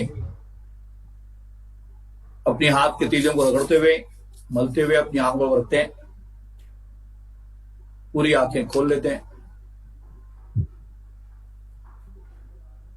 अब आगे की यात्रा अविनाश जी आप कराएं। जी गुरु जी। जी सभी को प्रणाम। हमारे बीच में आज इस एक हफ्ते का जो हमारा शिविर चल रहा था, निःशुल्क ऑनलाइन शिविर, बहुत अच्छे से 5-6 दिन की हम लोगों ने यात्रा की, और हमारे बीच में आज के जो मुख्य अतिथि हैं वो पधार चुके हैं और वो ज्वाइन कर चुके हैं। सर डॉक्टर अशोक वाजपेयी भाई साहब भी ज्वाइन कर चुके हैं। मंजूनाथ जी को मेरा सादर प्रणाम, अशोक भाई साहब को मेरा सादर प्रणाम, और सभी जितने भी प्रतिभागी उन सभी का फिर से बहुत बहुत अभिनंदन और प्रणाम। काफी देर से हम लोग अभ्यास और ध्यान के को समझने का प्रयास कर रहे थे। अब मैं अपने आज के कार्यक्रम के मुख्य अतिथि मंजूनाथ जी सर का स्वागत करने के लिए मैं श्रद्धा त्रिपाठी जी हैं जो हमारे बीच के प्रतिभागी हैं, उनको यह कार्य सौंपा है। उनसे मैं आग्रह करूंगी कि वो सर का स्वागत करें। श्रद्धा त्रिपाठी जी, आप मेरी आवाज सुन रहे हैं? हाँ जी जी, स्वागत है। आप श्रद्धा जी यहाँ पर इनरव्हील क्लब की डिस्ट्रिक्ट गवर्नर भी हैं, लेडीज क्लब से जुड़ी हुई है, काफी सामाजिक सरोकारों में जुड़ी रहती हैं। तो जी, मुख्य अतिथि का स्वागत करें प्लीज। जी, माननीय गुरु जी की मेरा प्रणाम, और आरोग्य भारती के में उपस्थित सभी प्रतिभागियों को मैं स्वागत करती हूँ और अब मैं आपके समक्ष बुलाना चाहूंगी श्री टी.एन. मंजुनाथ जी को। ये BA MS और BSMA है। इसके अलावा इन्होंने तिरुपति में ये योग में डिप्लोमा किया है। श्री डॉक्टर मंजुनाथ जी मैसूर से जुड़े हुए हैं हमारे बीच में। इन्होंने योग में बहुत कुछ किया है, बहुत काम किया है। ये आरोग्य भारती के राष्ट्रीय प्रमुख हैं। आज हमारा सौभाग्य है कि ये हमारे बीच में हैं और हमें इनको जानने और समझने का मौका मिला। तो डॉक्टर मंजुनाथ जी, मैं आपसे आग्रह करती हूँ कि आप आएं और हम लोग को योग के बारे में कुछ जानकारी दें।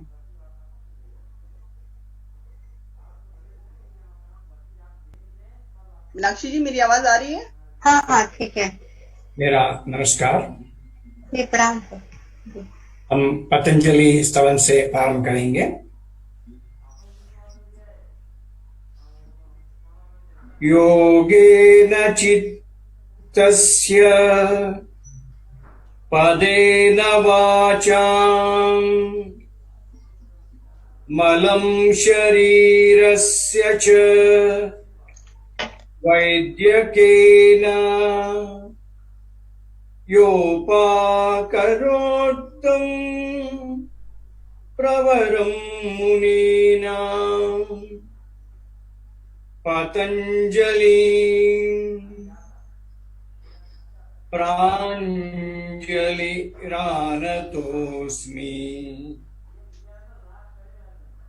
मैं अपना दोनों कर कमलों को जोड़कर उत्तमोत्तम महर्षि पतंजलि को प्रणाम करता हूं, जो मन का मैल को योग से निकाला, वाचा का मैल को व्याकरण से निकाला और शरीर का मैल को वैद्य या आयुर्वेद से निकाला। उस उत्तमोत्तम महर्षि पतंजलि को मैं प्रणाम।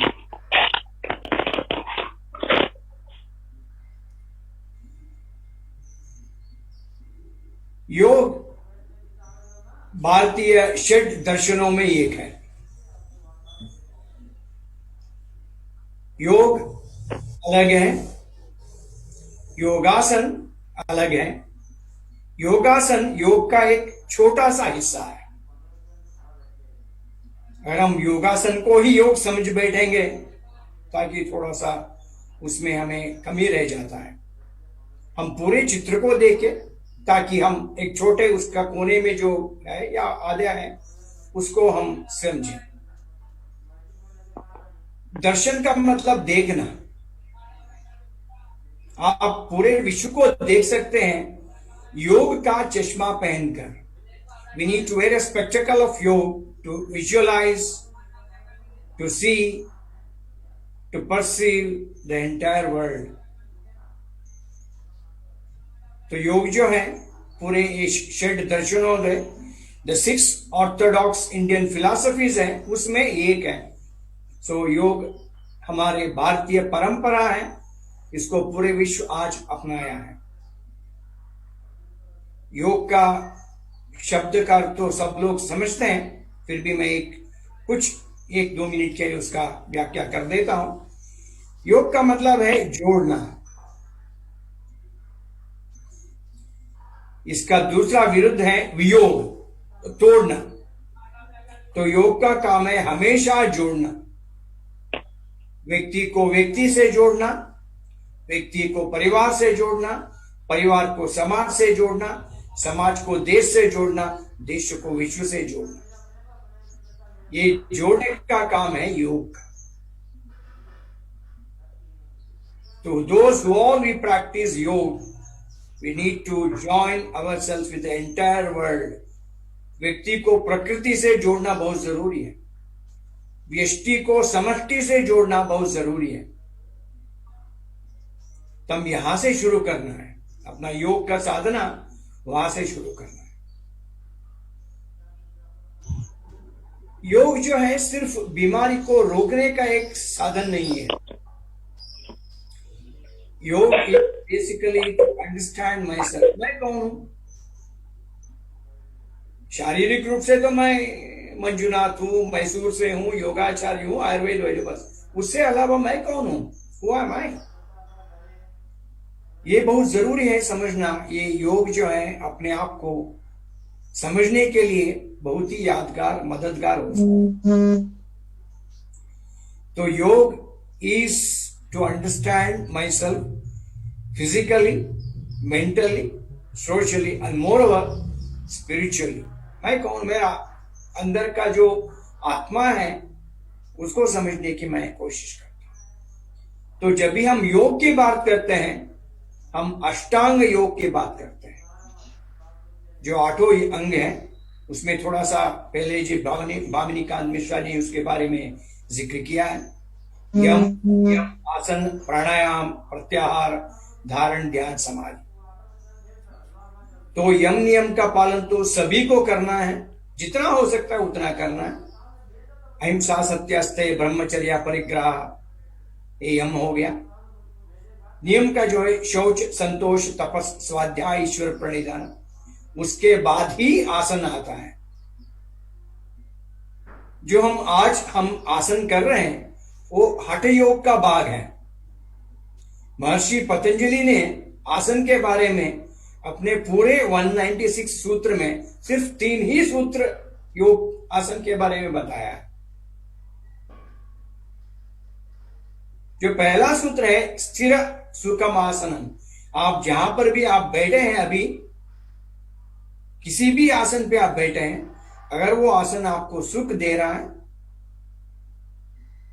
और उसमें आप स्थिर हैं, शरीर को हिलना डुलना उठना बैठना इधर उधर करना नहीं, स्थिर, you should be stable, still, body is still, mind is still, body is comfortable, mind is also comfortable. जब ये स्थिति है तभी वो आसन है। हठयोग प्रदीपिका में जो आसन जो बताया है वो हठयोग का भाग है, मगर उसमें भी जो आप आसन करते हैं, जैसे त्रिकोणासन करते हैं, पादांगुष्ठासन करते हैं, पश्चिमोत्तासन करते हैं, जितना समय आपको आप उस स्थिति में सुख का महसूस करते हैं उतना ही आप उसका प्रयास कीजिए। काफी कष्ट उठा के, काफी कोशिश करके, शरीर को तोड़ के ऐसे, ये आसन नहीं है।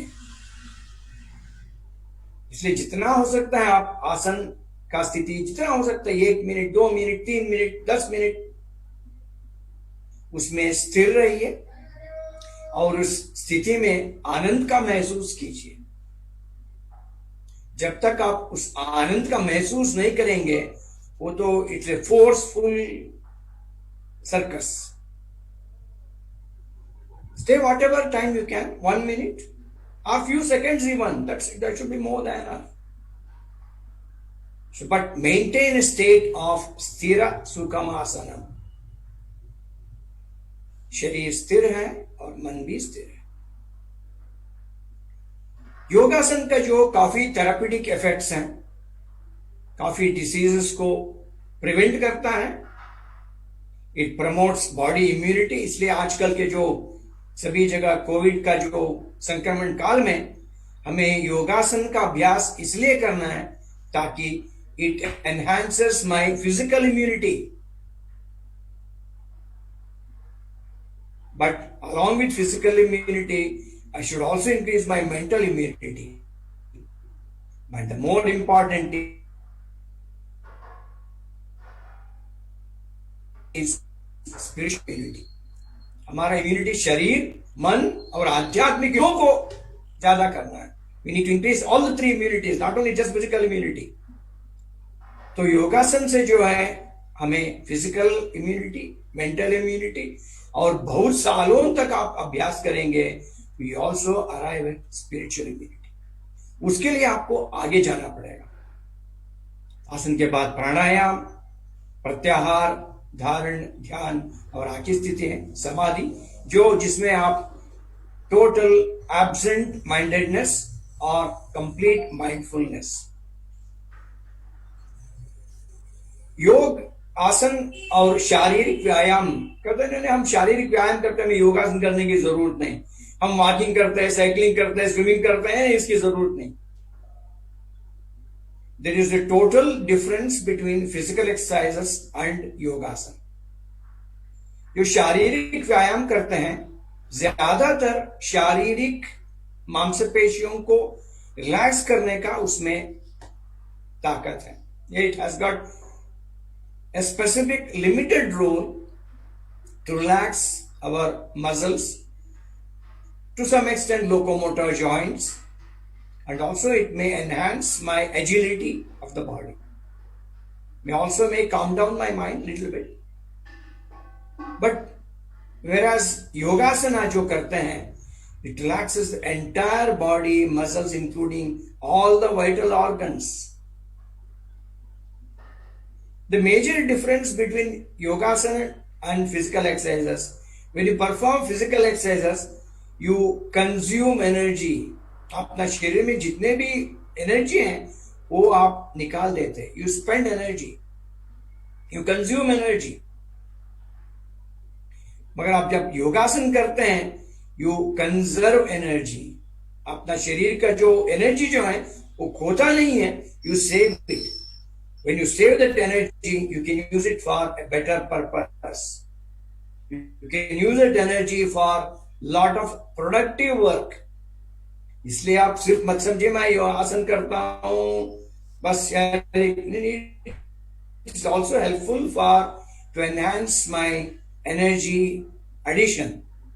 अपना productivity जो भी आप काम करते हैं उसमें मन लगा के आप कर सकते हैं, because we have a lot of energy physically and mentally, and of course definitely spiritually.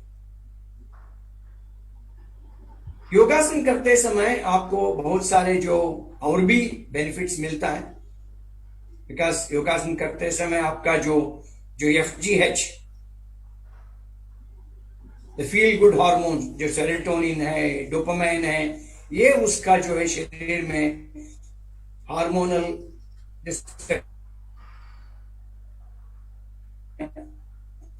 It enhances. इतनी अच्छा महसूस कर रहा हूं आज सुबह क्योंकि मैं 1 घंटे के लिए योगासन किया. तो इसलिए योगासन जो है शरीर और मन को दोनों को स्फूर्ति मिलता है, एंथुजियाज्म मिलता है. We get encourage to do our whatever activity. मैं घर में हाउसवाइफ हूं या टीचर हूं या इंजीनियर हूं, डॉक्टर हूं, जो भी हूं, if I have to improve my efficiency, उसके साथ योगासन आप जोड़ेंगे. इसलिए आजकल जरूरी है हम जो भी हम विद्याभ्यास एजुकेशन जो करते हैं उसके साथ योगासन को अगर हम जोड़ लें, we can enhance the productivity of whatever we are doing, whichever work we are doing, either at home or at workplace. आप में से कितने लोग अभी श्वास ले रहे हैं?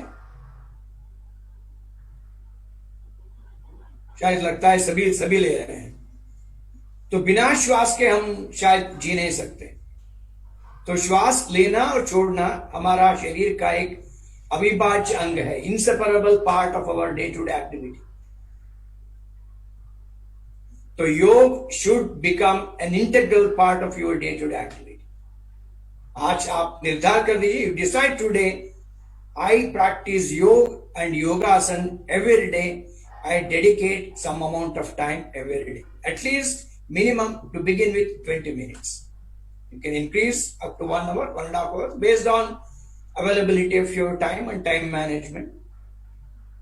इसलिए योग जो है हमारा दिनचर्या का अटूट हिस्सा. It should become an integral part of our day-to-day activity, our daily routine. You can stop eating, you can stop going to work, but never stop practicing yoga and yogasana. It's a must. If you have to live a healthy life, yoga is extremely important. बहुत जरूरी है. ये मैंने खुद अनुभव किया है अपना 35 साल का अनुभव में. तो इसलिए बहुत जरूरी है हमें योग का अपना जीवन का हिस्सा बनाने के लिए. तो योगासन जो है उसमें आपको कुछ डिसीजेस भी कम होता है, जैसे ब्रांकियल अस्थमा है. ब्रांकियल अस्थमा जो है इसके लिए काफी स्टडीज हो चुका है भारत में भी और विदेशों में भी. डायबिटीज का तो बहुत सारे लोग कर भी रहे हैं टू प्रिवेंट और to control diabetes mellitus. Hypertension is extremely well known just by practicing Shavasana for 20 minutes. सब लोग समझते हैं शवासन बहुत आसान आसन है, नहीं, shavasana is the most difficult, क्योंकि आपने पूरे शरीर में हर मांसपेशियों को और हर जीव कोश, every cell need to be relaxed and you should be awake. बहुत सारे लोग शवासन में सो जाते हैं, खर्राटे लेना शुरू कर देते हैं. That's not shavasana. You are relaxed, at the same time you are awake and aware of your presence wherever you are. अगर आप कुछ भी नहीं कर सकते, at least practice Shavasana for 20-25 minutes with total awareness. तो योगासन का महत्व आज बहुत ही जरूरी है. It's required for every individual, anyone who is above the age of 8. क्योंकि 8 उम्र के बाद ही योगासन का अभ्यास करना चाहिए, about the age of 8 year. तो इसलिए हमें बहुत जरूरी है योगासन का अपना जीवन का एक अटूट हिस्सा बनाएं, एक अविभाज्य अंग बनाएं, an inseparable integral part of our day to day life. Yogasana जरूरी हो ज्यादा से ज्यादा अच्छे समय जो है सुबह सुबह. Morning is the best time to practise yogasana, because your mind is fresh, your body is fresh. Body may give little bit of problem क्योंकि थोड़ा सा stiffness होता है शुरू में, especially in winters, but you have been practicing for years, that will not be a deterrent. So practice, the best thing is to morning, early morning. That is your time. Nobody can snatch your time. उसके बाद तो obviously we get busy, आपने ये आ जाते हैं, वो आ जाते हैं, ये मीटिंग है, वो meeting, that's we all start giving excuses for not doing. So choose the best time early in the morning. सुबह सुबह योगासन ध्यान का अभ्यास कीजिए. और एक जगह है जहां पे है आपको कोई भी डिस्टरबेंस नहीं होगा, ज्यादा हवा चलना वो नहीं होना चाहिए. You should not practice योगासन in open air. बहुत लोग करते हैं, पार्कों में करते हैं, probably maybe positive space, but it is extremely important should do in a place where there is air circulation but not against a breeze. क्योंकि जब योगासन करते हैं शरीर में आप थोड़ा सा पसीना निकलता है, बॉडी बिकम्स लिटिल वार्म. उस समय आपको ठंडे हवा आपके शरीर के ऊपर पड़ता है, that will soak or that will dry the wet, entire sweat, and that will create contractures in your muscles. अपने मांसपेशियों को थोड़ा सिकुड़ देता है. You are trying to relax, but at the same time the muscles are getting contracted because of the cold breeze or air out coming from outside in an open air. So इसलिए practice in a well ventilated, well airy place, but not in an open space. It's not advisable. Practice in a place where there is काफी हवा चल रहा है, खिड़कियां खुला है, but not in a open space. There is a huge breeze. इतनी हवा चल रहा है, वहां पे आप आसन का अभ्यास ना कीजिए. It has got very deleterious effect on the body. Because muscles get contracted, joints become stiff, you are struggling to relax, but you are getting contracted. तो इसलिए योगासन करते समय you practice in a place well ventilated, early in the morning, and please remove your bowel and bladder. Whatever your ablutions in the morning, अपने आप को you have to go for a washroom, relax, but don't go in a loaded stomach. You will be forced to run to the loo. तो इसलिए बहुत जरूरी है अपना पूरे मल मूत्र का प्रवृत्ति करके उसके बाद ही आप, अगर आप कुछ खाना खाते हैं या भोजन करते हैं, at least give minimum 3 hours break. कुछ 3, 3.5 या 4 घंटे का समय सबसे अच्छा है. तो 4 hours अगर आप बीच में रहें, वो सबसे अच्छा आपको आसन करने के लिए, उससे आपको सहूलियत होता है, सुविधा होता है. You can practice in any place where your body can be comfortable, mind also can be comfortable. So whenever you practice yogasana, see that sthira sukhamasana is maintained at every stage, every minute, every second. जो मैं आसन कर रहा हूं यह स्थिर है, इसमें थोड़ा सा हिलडुल रहा है, is there any tremors or am I shaking the body? If you cannot reach the final stage of an asana, विन्यास की आखिरी स्थिति में पहुंचने के लिए इतना जरूरी नहीं है, पर जो भी स्थिति में है, क्या उसमें आपको सुविधा है, मन को सुख मिल रहा है, और you comfortable, is it a pleasant स्थिति? आपका विन्यास ठीक क्या हो ना हो उसमें आप ज्यादा जिक्र मत कीजिए। Stay that you are stable in that asana and comfortable in that asana. जो समय का सीमा है उसमें मैं इतना ही कहता हूं। अगर कोई प्रश्न है, किसी को कुछ पूछना है, मे बी जस्ट 1 और maximum 2 if there is a time, so I'll leave it to the organizers to continue from here. नमस्ते, धन्यवाद सबके लिए। Thank you so much sir, आपने बहुत ही गुण और छोटी छोटी बातें हम लोगों को जो टिप्स बताई, ये हमारे निश्चित रूप से सभी के बहुत काम आएंगे। और ये हमारा सौभाग्य है कि आप मैसूर से हम लोगों के बीच में हैं, और ये बहुत बड़ी बात है, वरना हम लोग इसको सोच भी नहीं सकते। और कोरोना काल में जिस तरह से हमारे सामने बहुत सारे संकट पैदा किए हैं, वैसे ही बहुत सारे अवसर भी खड़े किए कि हम लोग वेबिनार और ऑनलाइन तरीके से इस प्लेटफॉर्म के थ्रू देश विदेश के लोगों से जुड़ पा रहे हैं, उनसे बातचीत कर पा रहे हैं। और मुझे बहुत खुशी हो रही है कि आज आप हम लोग के बीच में हैं। सर, हम लोग एक ऐसा डिजाइन किए थे कि आज 1 हफ्ते का शिविर का समापन है, तो हम अपने कुछ प्रतिभागियों से सुनना चाहेंगे कि उनका अनुभव कैसा रहा। तो यहाँ पर मैं बुलाना चाहूंगी राजन जी को, जो कि लुधियाना से हैं। He is journalist Hindustan newspaper में, और वो अपनी बच्चियों के साथ पिछले 1 हफ्ते से कैंप में हमारे साथ जुड़े रहे। तो I would welcome here mister Rajan ji from Ludhiana to share his experiences. जी नमस्कार। जी नमस्कार। मेरी आवाज सुन पा रहे हैं आप? जी जी, इट्स ऑडिबल।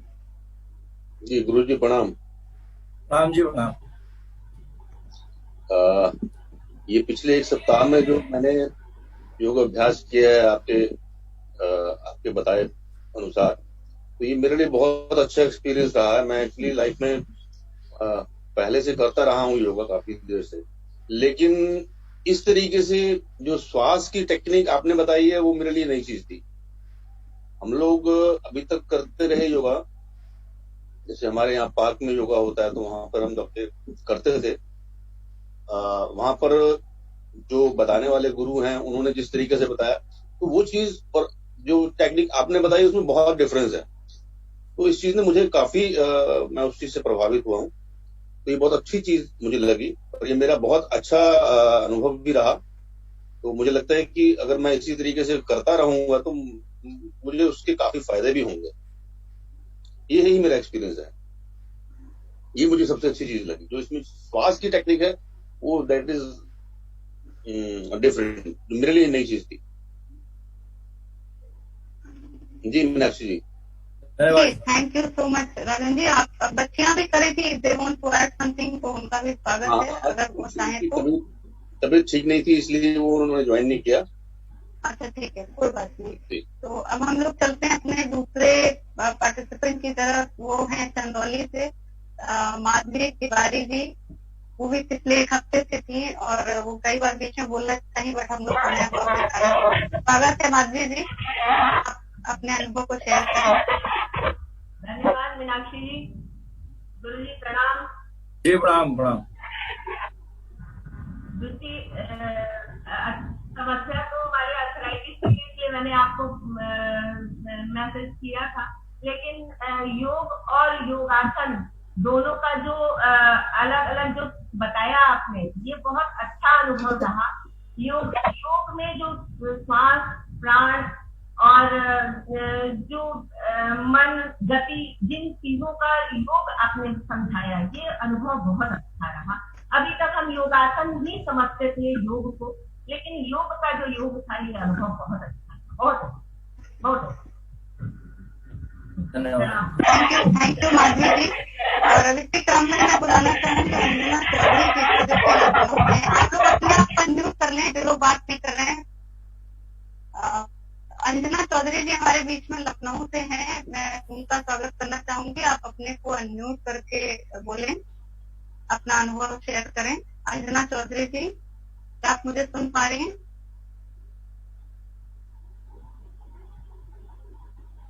डिस्कनेक्ट हो गई है। अब इसके हमारे बीच में अभिनव जी हैं जो पुणे से कर रहे हैं पिछले एक हफ्ते से। अभिनव जी, अगर आप मेरी आवाज सुन रहे हैं तो प्लीज अपने को अनम्यूट करके अपना अनुभव साझा करें। अनुभव जी। हाँ जी, मैं सुन सकता हूँ। सबसे पहले गुरु जी को मेरा चरण स्पर्श।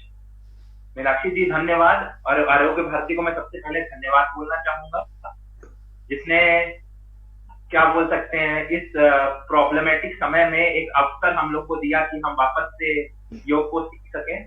तो मैं गुरु जी का पुराना स्टूडेंट था, और मेरी उम्र 32 साल है और मैं एक सॉफ्टवेयर इंजीनियर हूँ, और मैंने अपनी 31 साल तक कोई योग नहीं किया। मेरे मन में ये था योग तो बुजुर्गों के लिए है, ये भक्ति पाठ करने वालों के लोगों के लिए है, और मैं इसकी बारीकियों को नहीं जानता था।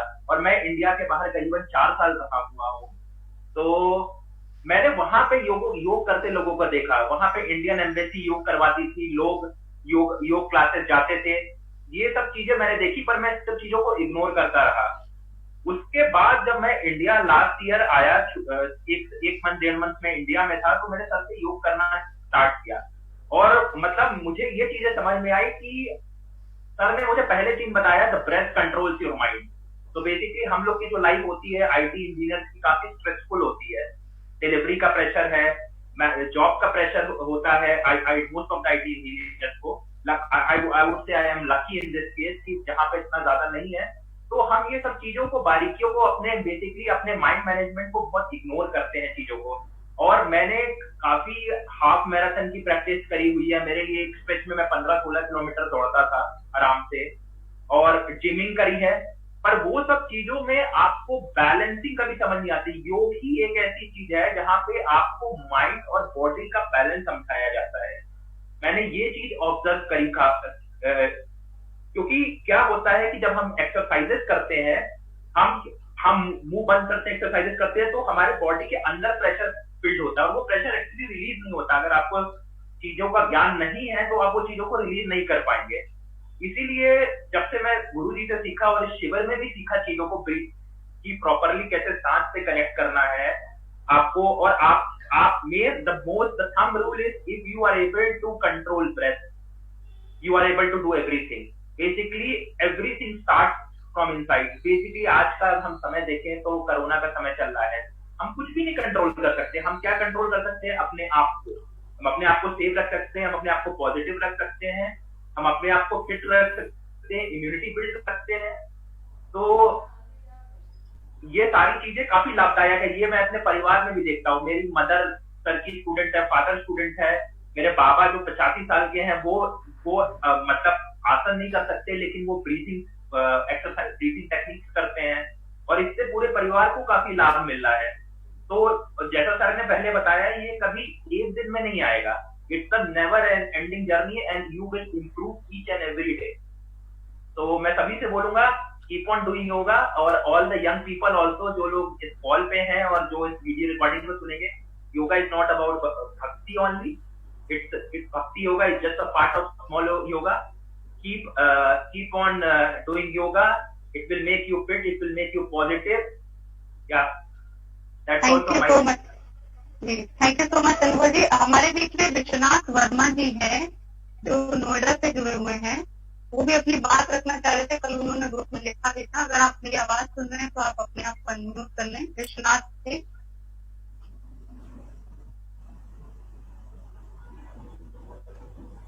आप अपने आप को अनम्यूट कर लें। जी बोलें।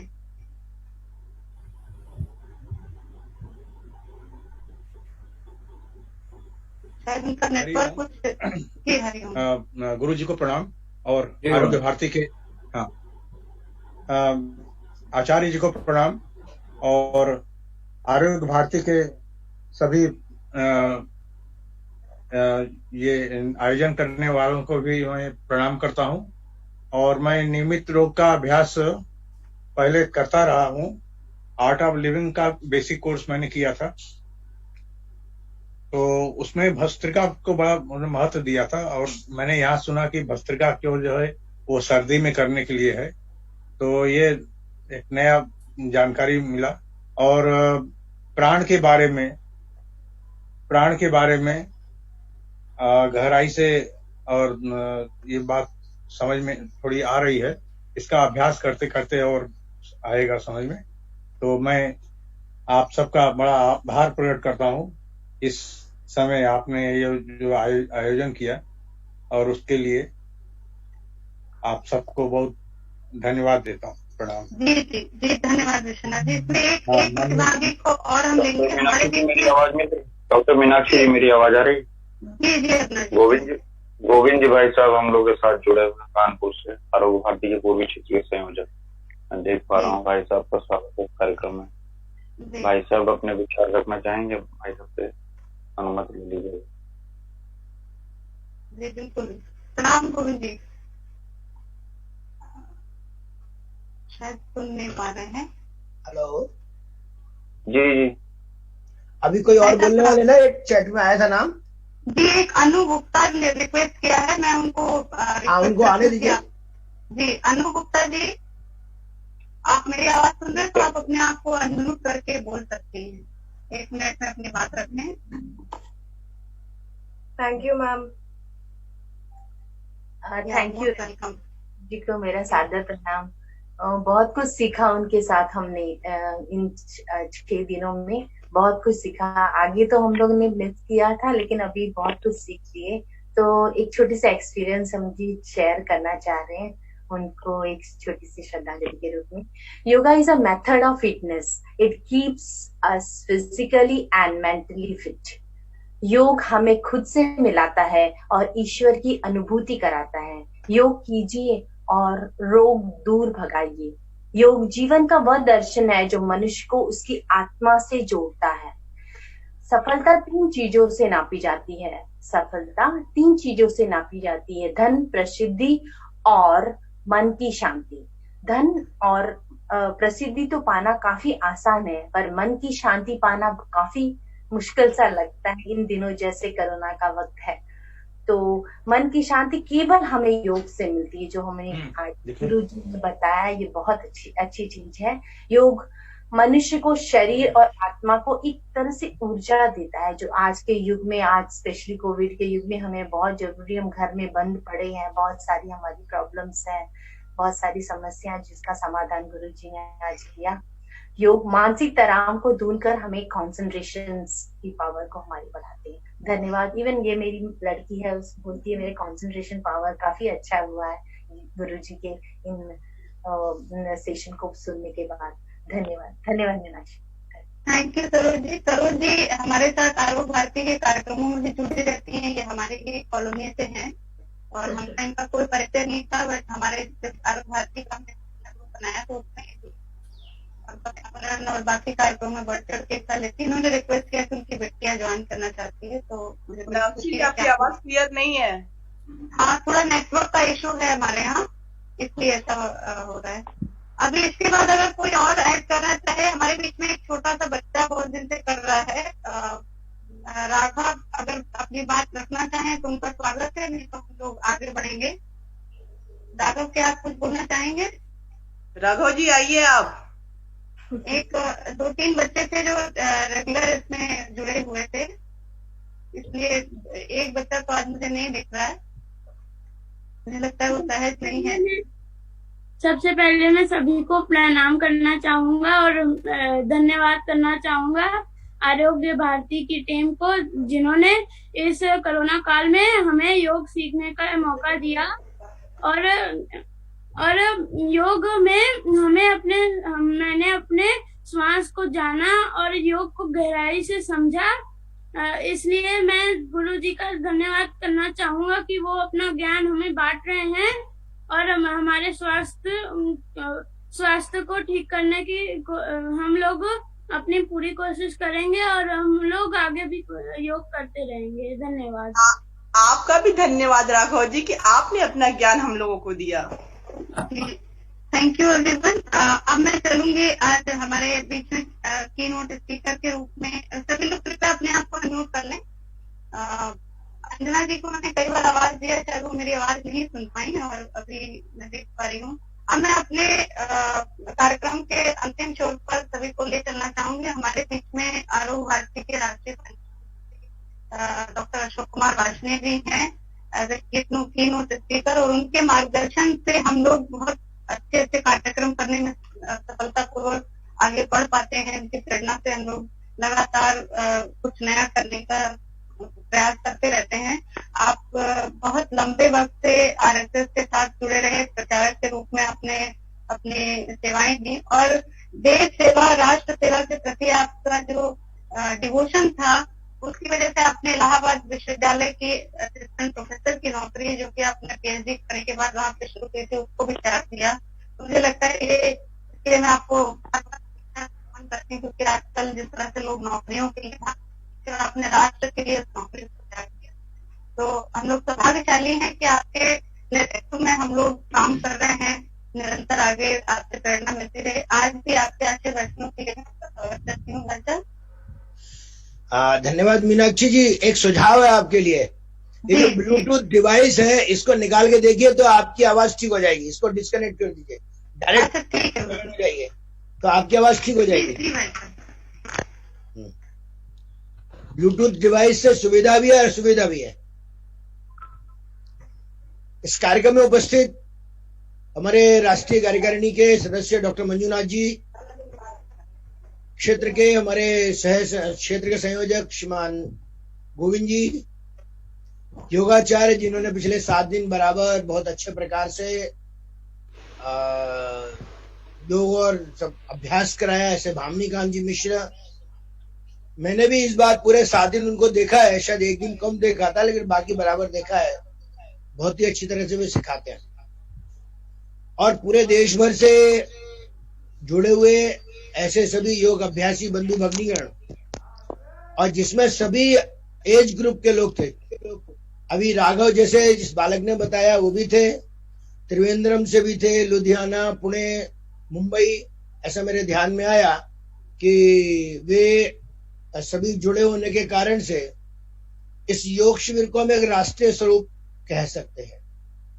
जैसे हमने सबने बताया कि योग से हमने प्रारंभ किया है, धीमे धीमे अभ्यास करेंगे तो यह शरीर में, जिसको कहते हैं कि अस्थि मज्जागत, माने अभ्यास में आ जाएगा। अभ्यास में आ जाएगा तो ध्यान में आएगा कि हम उसे धीमे धीमे जो चाहिए वो दिखने पड़े। और जैसा मैंने पहले भी बताया था कि जैसे योग, श्वास, प्राणायाम, क्रिया, अन्य प्रकार की जोड़ करके हमने छोटी छोटी बारीकियों को समझा है, और केवल बारीकियों को नहीं समझा, तो बारीकियों के साथ साथ हमने अपने पर अप्लाई किया है कि जिसके कारण से हम अनुभव कर रहे हैं। और अभी जैसा 2 लोगों ने बताया कि कोरोना कालखंड में इसका अभ्यास करने से नेगेटिविटी से हट करके पॉजिटिविटी की ओर आ गए और स्वास्थ्य का के लिए अच्छा समय मिल गया उनको। वैसे ही इसी स्वास्थ्य को और ठीक करने के लिए हमारी स्वस्थ जीवन शैली यह और एक प्रकार है। आज के समय में स्वस्थ जीवन शैली का भी अभ्यास करना पड़ता है, प्रशिक्षण देना पड़ता है। ठीक वैसे ही बिना दवा के हम स्वस्थ रह सकें, इसके लिए घरेलू उपचार, होम रेमेडीज भी हमारे पास है, लेकिन लोगों को मालूम नहीं है कैसे उनका उपयोग करना। हमारी डाइट चार्ट कैसी हो, बैलेंस डाइट, अच्छे स्वास्थ्य के लिए इतने ही भोजन में, कम पैसे में हम अच्छा स्वास्थ्य प्राप्त कर सके। फिर घर में कुछ ऐसी घटनाएं, दुर्घटना हो जाती है, फर्स्ट एड, होम इमरजेंसीज बोलते हैं, ऐसे भी कुछ विषय हैं।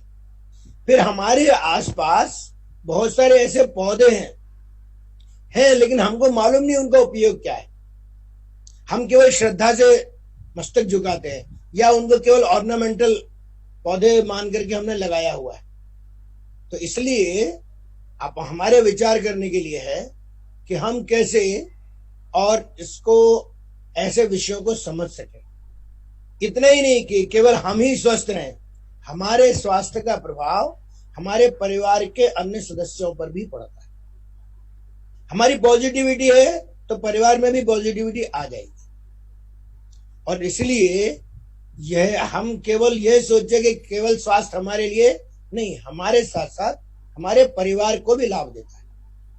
इतना ही नहीं, आप थोड़ी देर के लिए विचार करें, हम अपने परिवार में हैं, पॉजिटिव हैं, सक्रिय हैं, स्वस्थ हैं, तो हमसे जो मिलने आएगा या हम जिससे मिलेंगे या जिनको भी हमारे बारे में जानकारी मिलेगी वे भी उसी पॉजिटिविटी से भर जाएंगे, उनको भी बड़ी प्रसन्नता होगी और हमको भी उनसे मिलकर के प्रसन्नता होगी। अर्थात एक परिवार के स्वस्थ रहने का प्रभाव समाज पर भी पड़ता है। और इस कारण से हमारे विचार करने के लिए है कि एक व्यक्ति के काम करने के कारण से पूरे समाज पर प्रभाव पड़ता है। तो हम एक समूह हैं, एक साथ कर रहे हैं, लगातार अभ्यास करेंगे तो पूरे देश भर के स्वास्थ्य पर इसका प्रभाव पड़ेगा। आरोग्य भारती इसी दिशा में काम करती है। हम जहां पर हैं अपने अपने स्थान पर आरोग्य भारती के वहां के स्थानीय कार्यकर्ता से जुड़कर इस तरह के विषयों की जानकारी भी कर सकते हैं, प्रशिक्षण भी ले सकते हैं, कार्यक्रमों में सहभागिता भी दे सकते हैं। और इसीलिए आरोग्य भारती रोग आधारित चर्चा नहीं करती। आरोग्य भारती स्वस्थ व्यक्ति है, वो और कैसे स्वस्थ रहे, उसकी क्वालिटी ऑफ लाइफ कैसे अच्छी सुधर सकती है। कोई भी व्यक्ति, कोई भी व्यवस्था किसी भी व्यक्ति के जीवन को बढ़ा भी नहीं सकती, घटा भी नहीं सकती, लेकिन हम उस जीवन को की क्वालिटी को बढ़ा सकते हैं। और इसीलिए यह योग या अन्य व्यवस्थाएं यह आरोग्य हमारी जीवन की क्वालिटी को अच्छा करती हैं। और वैसा अगर हमने अभ्यास किया तो जैसा अभी हमने अभ्यास किया योग का 7 दिन, हम सामान्य जीवन में अपने, जैसे मैंने अलग अलग प्रकार के विषय बताए, सबके साथ किया। और एक पहलू की जानकारी देता हूं, केवल प्रशिक्षण नहीं, समाज के हर प्रकार के वर्ग के लिए आरोग्य भारती के पास कार्यक्रम। ग्रामीण क्षेत्र में रहने वाले व्यक्ति, उनके लिए आरोग्य मित्र प्रशिक्षण है। विद्यालयीन विद्यार्थियों के लिए विद्यालय स्वास्थ्य प्रबोधन है। महिलाओं के लिए महिला कार्य है। मेडिकल कॉलेज स्टूडेंट्स जो इस क्षेत्र में पढ़ते हैं उनके साथ सेवा और दायित्व यह और जुड़ने के साथ साथ उनके लिए भी अलग से हमारा एक स्थान मॉडल बन सके, इसलिए स्वस्थ ग्राम एक योजना भी है। ऐसे अलग अलग प्रकार के, केवल सेवा नहीं है तो रिसर्च एक्टिविटीज भी है, पर्यावरण से जुड़े भी बहुत सारे विषय हैं। तो ऐसे सब प्रकार के काम करते हुए पूरे देश भर में आरोग्य भारती काम कर रही है पिछले 18 वर्षों से। इन 18 वर्षों में लगभग एक 18-19 विषय हैं जिनमें काम करती है। कुछ के नाम मैंने बताए आपको। और देश के 85% डिस्ट्रिक्ट में आरोग्य भारती के कार्यकर्ता हैं। पुरुष भी हैं, महिलाएं भी हैं, मेडिकोज भी हैं, नॉन मेडिकोज भी हैं, सभी प्रकार के चिकित्सक भी हैं, यंग भी है, सीनियर सिटीजन भी है। और सभी अपने अपने स्थान पर अपना स्वास्थ्य ठीक रखते हुए, अपने परिवार का स्वास्थ्य ठीक रखते हुए काम कर रहे हैं। हम सब भी इस तंत्र के साथ जुड़े तो अवश्य ही हम अपने को स्वस्थ रखने के साथ साथ अपने परिवार और समाज को भी स्वस्थ रख सकते हैं। यह योग शिविर एक प्रारंभ है, एक अभ्यास है, एक मॉडल है। इसका अनुसरण किया और दूसरे प्रकारों के साथ अपनी रुचि के हिसाब से जुड़ गए तो हम अपना व्यक्तिगत, पारिवारिक, व्यावसायिक काम करते हुए हम इसको एक सामाजिक सेवा के रूप में देखेंगे तो अवश्य ही हम भी स्वस्थ रहेंगे और परिवार भी स्वस्थ रहेगा, समाज भी स्वस्थ रहेगा। तभी हम एक स्वस्थ राष्ट्र का निर्माण कर सकते हैं। और इसीलिए आरोग्य भारती सतत प्रयास कर रही है। कोरोना कालखंड में इस दूर दूर रहते हुए भी हम सब एक परिवार के रूप में एक दूसरे से जुड़े अभ्यास कर रहे हैं और उसका लाभ ले रहे हैं। मैं सभी को अच्छे स्वास्थ्य की शुभकामना करता हूं। आग्रह करता हूं कि जैसे हमने 7 दिन अभ्यास किया वैसे ही आगे आने वाले दिनों में अभ्यास करते रहें, अनुभव करते रहें। कोई आवश्यकता पड़ती है तो मीनाक्षी जी से या भामिनी कांत जी से सीधे संपर्क कर सकते हैं। आरोग्य भारती के किसी भी काम से जुड़ना है स्थान पर तो मीनाक्षी जी के माध्यम से मेरे से पूछ सकते हैं।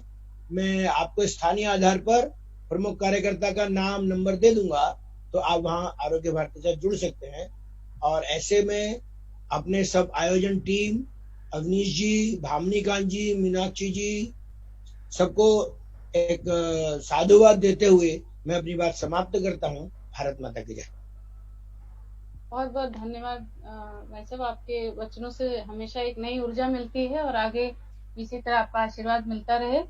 मैं फिर से एक बार सभी का बहुत बहुत धन्यवाद करती हूँ और विशेष रूप से अवनीश जी जो कि लगातार हर सुबह, जबकि उनको सुबह उठने थोड़ा सा सभी के लिए बहुत सहज नहीं होता है, फिर भी वो रोज सुबह 5:45 बजे से और अभ्यास तक पूरा फेसबुक लाइव और जितना भी टेक्निकल सपोर्ट रहा है इसकी डिजाइनिंग में वो सारा उन्होंने बहुत अच्छे से निभाया। उनके लिए मैं बहुत बहुत आभार व्यक्त करती हूँ और अवनीश भाई को आमंत्रित करती हूँ कि अब हम लोग अंतिम छोर पर हैं। सभी का धन्यवाद ज्ञापन करें और शांति पाठ के साथ इसको हम लोग फिर औपचारिक रूप से समाप्त करेंगे। और गुरु जी को धन्यवाद करने के लिए मेरे पास शब्द नहीं है। भाई साहब ने जो बोल दिया उसके आगे अब मैं क्या मैं कुछ कहूँ, ऐसा मुझे समझ नहीं आ रहा मैं क्या बोलूं, क्योंकि उन्होंने उन्हीं के सहयोग से इतना कुछ संभव हो पाया। तो आपका आशीर्वाद हमेशा मार्गदर्शन इसी तरह बना रहे। अब मैं अवनीश भाई आपको आवाज दे रही हूँ, आप प्लीज वोट ऑफ थैंक्स के लिए आए। धन्यवाद डॉक्टर मीनाक्षी, बहुत बहुत आभार। सबसे पहले तो मैं धन्यवाद देना चाहता हूँ आपको कि आप अपने बिजी शेड्यूल में से इस तरीके से जो कार्यक्रम आयोजित कर रही हैं, ये बहुत ही अच्छा कार्य है आपके द्वारा और आपके इन्हीं प्रयासों की वजह से आरोग्य भारती परिवार में नित्य नए नए लोग जुड़ रहे हैं। मैं पुनः गुरु जी का, योग गुरु श्री भावनीकांत मिश्र जी का भी बहुत बहुत धन्यवाद ज्ञापित करता हूँ। वैसे मेरी आदत नहीं सुबह सुबह उठने की, मैंने पहले दूसरे दिन कोशिश किया, वो सियाटिका वाला जब स्टार्ट किया था, ज्वाइंट पेन वाला, थोड़ा सा मुझे प्रॉब्लम है। फिर मुझे लगा कि बाद में मैं गुरु जी से संपर्क करके प्रारंभ करूंगा, कि मुझे दिक्कत हो रही थी हाथ में ऑपरेशन की वजह से, मैं व्यायाम नहीं कर पा रहा था, योग वगैरह नहीं कर पा रहा था। बहरहाल बहुत अच्छा रहा इन 7 दिनों का जो सफर रहा आपके साथ में, जो यात्रा रही योग की, वो बहुत अच्छा रहा। और आशा करते हैं कि जितने लोगों ने इस कार्यक्रम को जूम पे जुड़ के देखा लाइव या फेसबुक पे देखा, रिकॉर्डिंग भी अवेलेबल रहेगी, आप वहां से नित्य इसको जब भी आपको आवश्यकता होगी यूट्यूब पे भी अवेलेबल रहेगा, आप देख सकते हैं। आरोग्य भारती के राष्ट्रीय संगठन सचिव माननीय भाई साहब डॉक्टर अशोक वाचरने जी, भाई साहब जो हमेशा हम लोग को प्रेरणा देते रहते हैं और आपके मार्गदर्शन में हम लोग नित्य ये कार्य कर रहे हैं। बहुत बहुत धन्यवाद भाई साहब। पूर्वी क्षेत्र संयोजक माननीय श्री गोविंद भाई साहब जी का बहुत बहुत धन्यवाद।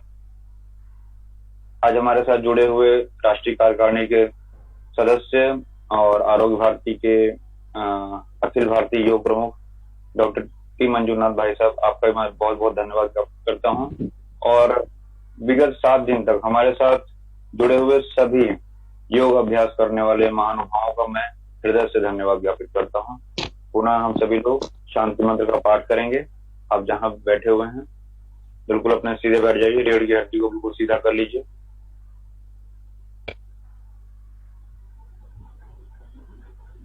ओ सर्वे भवन्तु सुखिनः, सर्वे सन्तु निरामया, सर्वे भद्राणि पश्यन्तु, मा कश्चित् दुःखभाग् भवेत्। ओम आद्योः शान्तिः, अन्तरिक्षद्वयः शान्तिः, पृथिवीः शान्तिः, आपः शान्तिः, औषधयः शान्तिः, वनस्पतयः शान्तिः, विश्वदेवाः शान्तिः, ब्रह्म शान्तिः, सर्वदं शान्तिः, शान्तिरेव शान्तिः, सामां शान्तिरेधिः। ओम शांति शांति शांति। धन्यवाद डॉक्टर मीनाक्षी जी। जी धन्यवाद अवनीश जी। और इसी के बाद एक बार पुनः सभी अभ्यासकर्ता, सभी अभ्यासी, सभी साधकों का धन्यवाद और विशेष गुरु जी का। गुरु जी से हम लोग कोई वचन, गुरु जी अगर आप कुछ कहना चाहें तो आप, हालांकि हम लोग लोगों का वैसे जी आपसे एक हफ्ते जो हम लोगों ने अलग से एक मार्गदर्शन लिया, उसके लिए मैं बहुत बहुत हृदय से आभार फिर से प्रकट करती हूँ, क्योंकि अपने बिजी शेड्यूल के में बीच में इसको आप लाना एक बहुत बड़ा कार्य था। और आप ही के सहयोग से ये संभव हो पाया, इसलिए मैं बहुत बहुत धन्यवाद, बहुत बहुत धन्यवाद। आप लोगों ने हमें चुना, ये भी तो एक महत्वपूर्ण बात थी। आरोग्य भारती एक ऐसी शुद्ध आत्मा है, तो जो जिसको भी संपर्क करेगी वो खुद भी कुछ न कुछ उन लोगों से प्राप्त करेगा। ऐसे ऐसे महानुभाव, ऐसे ऐसे लोगों का दर्शन हुआ। मंजूनाथ जी एक प्रबल, आज उनके बातों से जो योग की शिक्षाओं को भी जो मिलती है वो भी बहुत कुछ ज्ञान होता है। अशोक जी जब बातें करते हैं तो उनसे बहुत कुछ सीखने मिलती है। तो हर पल जब कोई एक ऐसा व्यक्ति जो अपने जीवन काल में बहुत अनुभव किए हुए हों, इनके शब्दों को जब भी सुना जाए और जितनी बार सुना जाए, वो शब्द बहुत कुछ सिखाते हैं, बहुत कुछ सिखाते हैं। और इसीलिए जो है वो हम कभी कभी होता ये है कि कोई वेबिनार हो रहा हो, कोई चीजें घट रही हो, और हम लोग वहां पर जब बैठते हैं तो हम उन शब्दों में कुछ पाने की खुद एक इच्छा रखते हैं, कुछ इच्छा रख के बैठते हैं। अगर आप बिना इच्छा के बैठें और केवल शब्दों पर ध्यान दें, तो बिना इच्छा वाले जब कोई चीज को सुनते हैं तो उनको बहुत कुछ मिल जाता है। और पहले से ही अगर आप कोई